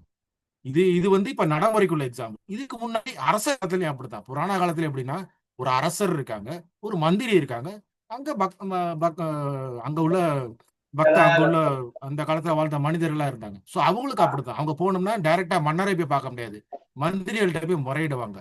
மந்திரி என்ன சொல்றாங்க, மகாராஜா நம்ம ஊர்ல அந்த மாதிரிலாம் நடக்குது, இவ்வளவு பிரச்சனைகள் இருக்கு, இவங்களுக்கு இதெல்லாம் தேவை, இதெல்லாம் நான் செய்யட்டுமா அப்படின்னு அவங்க கேட்கும்போது, அப்ப மன்னர் அதை பார்த்து புரிஞ்சுட்டு யார் யாருக்கு என்ன தேவையோ செஞ்சு கொடுப்பாரு. ஸோ அங்கேயும் யாரு? மன்னர் தான் பகவான், மந்திரி தான் தேவர்கள், அங்குள்ள பிரஜைகளுக்கு நம்ம எல்லாரும். ஸோ இந்த ஒரு உதாரணம் சொல்லி கொடுத்தாங்க. ஸோ இதற்கு மேல எப்படி நம்ம புரிஞ்சுக்கலாம் அப்படின்றதுக்கு இன்னொன்று சொன்னாங்க. என்னன்னா, இப்போ ஒரு கம்பெனியில மேனேஜரா இருக்கட்டும், ஒரு சினிமா நடிக்க நடிகர்களா இருக்கட்டும், ஒரு அரசவையில் இருக்க மன்னர்களா இருக்கட்டும், இவங்க எல்லாம் தேவர்கள் நம்ம சொன்னோம்ல. இதை எப்படி நம்ம எடுத்துக்கலாம் அப்படின்றதுக்கு ஒரு உதாரணம் சொன்னாங்க. எப்படின்னா, 33 கோடி தேவர்கள்லாம் இருக்காங்க. அந்த தேவர்களுக்கெல்லாம் ஒரு பிரச்சனை வரும்போது அவங்களால சால்வ் பண்ண முடியல. ஏன்னா இந்திரனுக்கு ஏகப்பட்ட பிரச்சனை வந்துச்சு.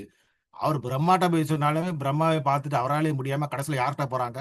மன்னர்கிட்ட போறாங்க. அதே மாதிரிதான் ஒரு கம்பெனில ஒரு மேனேஜரா இருக்கட்டும், ஒரு சினிமாவில் நடிக்கிற நடிகர்களா இருக்கட்டும், இல்ல ஒரு மந்திரிகளா இருக்கட்டும், இவங்களுக்கு ஒரு பிரச்சனைனா இவங்களால டைரக்டா கொடுக்க முடியாது. அவங்களுக்கு யார் இருக்காங்க? கம்பெனியோட ஓனர் இருக்காரு, சினிமாவோட ப்ரொடியூசர் இருக்காரு, அதே மாதிரி மண்ணோட அரசர் இருக்காரு. ஸோ அரசர், ஓனர், இவங்க எல்லாருமே யாருன்னா பகவான். ஸோ இந்த 3 கம்பேரிசன்ஸ் நம்ம புரிஞ்சுக்கிட்டோம்னா ஈஸியா நம்ம தெரிஞ்சுக்கலாம், பகவான் தான் பிரம்மாண்டம், பகவான் தான் எல்லாமே, அவர் இல்லாம எதுவுமே நடக்காது. அதாவது அப்படி அதுக்காக நம்ம வந்து தேவர்களை வழிபடக்கூடாது அப்படின்னு நினைச்சிடக்கூடாது. ஏன்னா நம்ம வந்து எப்பயுமே ஒரு டைரக்டா போக முடியாது. நமக்கு இதுக்குமே ஒரு கனெக்ஷன் தேவை. ஒரு கனெக்டிவிட்டி இருந்தா தான் எல்லாமே கரெக்டா கம்ப்ளீட் ஆகும். நம்ம இந்த கேப் போட்டு டைரக்டா போனாலும் முடியாது. அப்ப நம்ம என்ன செய்யணும்னா, தேவர்கள்ட்ட பகவானோட அங்கங்கள்லாம் நீங்க எல்லாம் தெரிஞ்சுக்கிட்டு அவங்கள்ட்ட போறதுக்கான அவங்க என்ன கொடுக்க நினைக்கிறாங்களோ அந்த மாதிரி கேட்டு பெரிஞ்சோம்னா, அப்ப நம்ம தேவர்களையும் அவமதிக்காம அவங்களையும் புரிஞ்சுக்க முடியும், பகவானையும் புரிஞ்சுக்க முடியும் அப்படின்றது தான் சொல்லி கொடுத்தாங்க. அதை கரெக்டா கடைசியை எப்படி சொல்லி முடிச்சாங்கன்னா, தேவ வழிபாடு, பகவான் வழிபாடு. எப்படின்னா, தேவ வழிபாடுனா பௌதிக வழிபாடு, பகவான் ஆன்மீக வழிபாடு. ஸோ இதை ரெண்டையும் நம்ம புரிஞ்சுக்கிட்டு தேவர்களையும் மதிச்சு வேண்டிண்டு அதை வந்து நமக்கு பகவான் அடைகிறதுக்கான வழியை நம்ம தெரிஞ்சுக்கணும் அப்படின்னு சொல்லி இன்னைக்கு ஸ்லோகத்தை சொல்லி கொடுத்தாங்க. நாளைக்கு ஸ்லோகத்துல இதனால பலன்கள் எப்படி கிடைக்குன்றத அப்படி நமக்கு சொல்லுவாங்க. நரேஷ் மாதாஜி. அடுத்து பாகவதம் பாறை மாதாஜி. பாகவத சேவை. நன்றி. பாகவதம். நித்தியம் பாகவதை செய்யாம், நித்தியம் பாகவதை செய்யாம், நித்தியம் பாகவதை செய்யாம். பாகவதத்துல எப்படின்னா, இன்னைக்கு வந்து அது இன்னொரு பிரம்மாண்டம். அதாவது கிருஷ்ணர் பகவான் கிருஷ்ணரோட வம்சவழியை பத்தி பாத்துக்க போறாங்க. அது வந்து ரொம்ப அழகா சொன்னாங்க. எப்படின்னா, நம்ம வந்து தப்பான கண்ணோட்டத்துல பகவானை பார்த்துடக்கூடாது. பகவானுக்கு 16,108 மனைவிகள் இருந்தாங்க. அவங்க எல்லாத்தையும் எப்படி அவங்க பார்த்துக்கிட்டாங்க. அதாவது நம்ம நினைக்கலாம், என்னடா கடவுளுக்கு இப்படி அப்படின்னு தப்பா நினைக்க கூடாது. ஏன்னா அவர் வந்து ஆத்மாராமா, அவர் வந்து எந்த உணர்ச்சி எதுக்குமே கட்டுப்படாதவர். எல்லா இடத்துலையும் அவர் வந்து அவரால் தோன்ற முடியும், வியாபிக்க முடியும். அதான் பிரம்மாண்டம். அந்த பிரம்மாண்டம் தான் அவரால் 16,108 மனைவிகள் இடத்துல இருந்து அங்க வந்து ஒவ்வொரு இடத்துக்கும் அவங்களுக்கு தேவையான எல்லாமே அவர் செஞ்சு கொடுத்தாரு. அதாவது அவங்க வந்து அவங்களுக்கு வந்து ஒவ்வொரு மனைவிகளுக்கும் 10 குழந்தைகள் அப்படின்னு சொல்லி கொடுத்தாங்க. அதே மாதிரி அவங்க எல்லாம் என்ன நினைப்பாங்கன்னா, ஒவ்வொருத்தரும் பகவான் எங்கிட்ட தான் இருக்காரு, எங்கிட்ட தான் பிரியமா இருக்காரு, எங்கிட்ட தான் ஆசையா இருக்காரு அப்படின்னு நினைச்சிட்டு, ஸோ அவர் வரவேற்கிறதுக்காண்டி அவங்க வந்து நல்ல அலங்காரங்கள்லாம் பண்ணி அழகா இதெல்லாம் பண்ணிட்டு, அதே மாதிரி அவங்களுக்கு 108 பணிப்பெண்கள் இருந்தாலுமே அவங்க யாரையும் அனுமதிக்காம அவங்க தான் போய் பகவானுக்கு எல்லா சேவையும் செஞ்சு. ஆனா இதுல இன்னொரு விஷயம் என்னன்னா, அவங்க என்ன சொல்லி கொடுத்தாங்கன்னா, அவங்களும் அப்படிதான் அந்த 16,108 பகவான் வந்து 6 விஷயங்கள் கொண்டவர்னு சொன்னாங்க. அதே மாதிரி இந்த மனைவிகள் எல்லாருமே அந்த 6 விஷயங்கள் கொண்டவங்க தான். பட் இருந்தாலுமே பகவான் அவங்களால புரிஞ்சிக்க முடியல.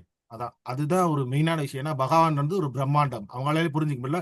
பட் ஆனாலும் அவங்களுக்கு தான் தேவை அப்படின்னு சொல்லி அவங்க ரொம்ப பிரியமா அவர் நடத்துறதா இருக்கட்டும், அவங்களுக்கு சேவை செய்யறதா இருக்கட்டும், அந்த மாதிரி இருந்து அதனாலதான் ஒவ்வொருத்தருக்கும் 10 குழந்தை இருக்கு. இது வந்து நம்ம தப்பா நினைச்ச கூடாது. ஒரு காம இச்சையோ அந்த மாதிரி எதுவுமே கிடையாது. அது எதுக்குன்னா ஒவ்வொரு குழந்தைகளுக்கும் கிருஷ்ண பக்தி வரணும், இந்த மாதிரி நம்ம இந்த விஷயங்கள்லாம் நம்ம தெரிஞ்சுக்கணும் அப்படின்றதுக்காண்டி தான் பகவான் அந்த மாதிரி ஒரு விஷயங்கள் செய்திருக்காரு அப்படின்றத நம்ம புரிஞ்சுக்கணும். அதே மாதிரி அவருடைய கண்கள், அவருடைய தாமரை பலர் போன்ற பாதங்கள், அவருடைய மூக்கு, அவருடைய காது, இது எல்லாமே எவ்வளவு அழகா இருக்குன்றத மாதாஜி நமக்கு சொல்லி கொடுத்தாங்க.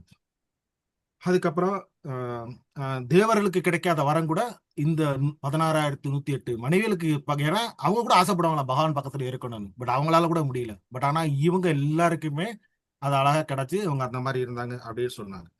ஸோ அதுக்கப்புறம் இதுல வந்து 8 மனைவியை பத்தி சொன்னாங்க. அதாவது ஃபர்ஸ்ட் மனைவி ஒவ்வொரு மனைவிக்கும் 10 குழந்தைகள் சொன்னாங்க. பட் பேரு மாதாஜி அவங்களுக்குன்னா நம்ம நாளை பார்த்தா வந்திருக்கேன், அதனால பேர் கரெக்டா தெரியல. ஸோ இன்னைக்கு ஸ்லைட்ல நான் போடும்போது ஒவ்வொருத்தரோட பேரும் போட்டுறேன், அந்த நோட்ஸ்ல வரும், நான் போட்டுறேன். ஸோ ருக்மணிக்கு 10 குழந்தைகள் இருந்தாங்க. சத்தியபாமா 2வது மனைவி, 3வது ஜாம்பவாதி, 4வது சத்யா, 5வது காலந்தி, 6வது லக்ஷ்மணா, 7வது மித்ரவிந்தா, 8வது பத்ரா. ஸோ ஒவ்வொருத்தருக்கும் 8 குழந்தைகள் இருந்தாங்க. இதுல ஃபர்ஸ்ட் வந்து ருக்மணிக்கு மட்டும் மூத்த பையன் பேரு பிரத்யுன்மா. ஸோ அவனுடைய அந்த வம்சத்தை பத்தி தான் அன்னைக்கு நமக்கு கிளாஸ் எடுத்தாங்க. ஸோ அவனுக்கு வந்து அவன் வந்து மாயாவதின்ற ஒரு பொண்ணை கல்யாணம் பண்றான். அவங்க யார் அப்படின்னா ஒரு ருக்மணியோட அண்ணன் பொண்ணு. அதாவது இப்ப நம்மளே சொல்ல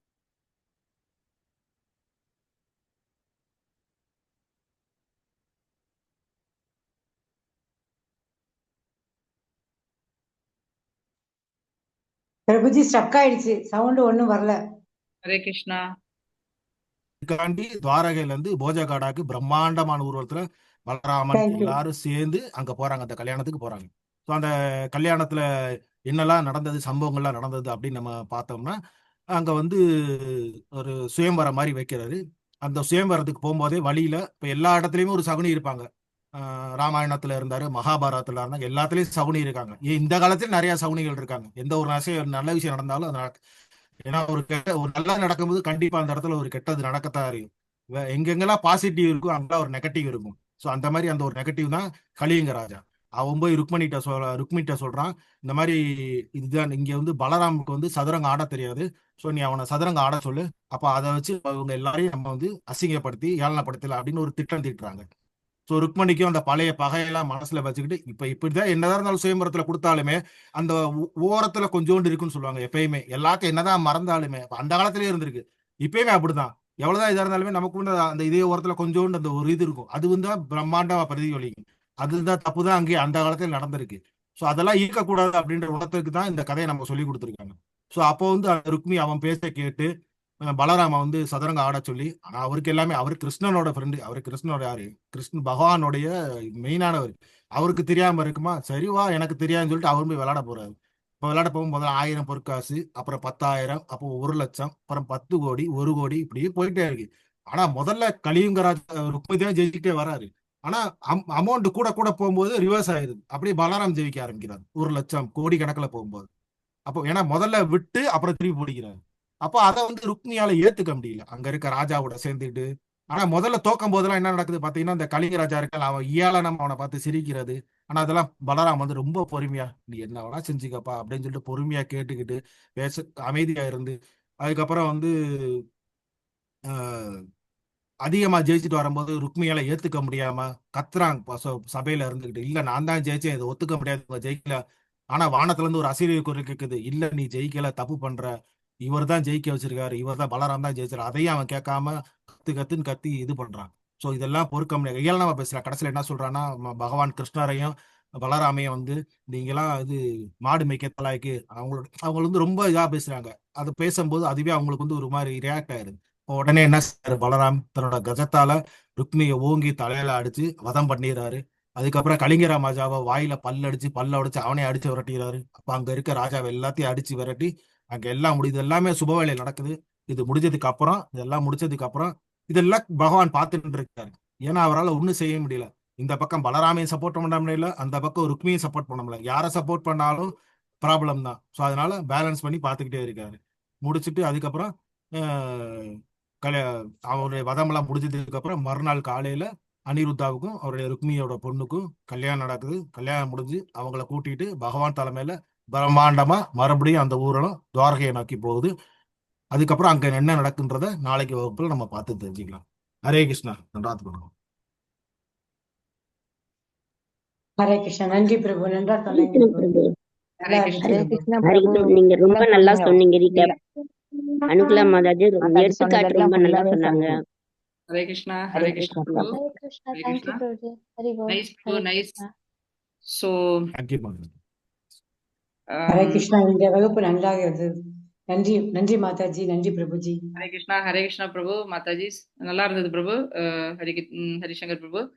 ஸோ ஏதாவது இது இருக்காடா இன்னைக்கு? மாதாஜி வாஞ்சாக்கல்ப சொல்லிட்டு அதுக்கப்புறம் ரெக்கார்ட். ஓகே.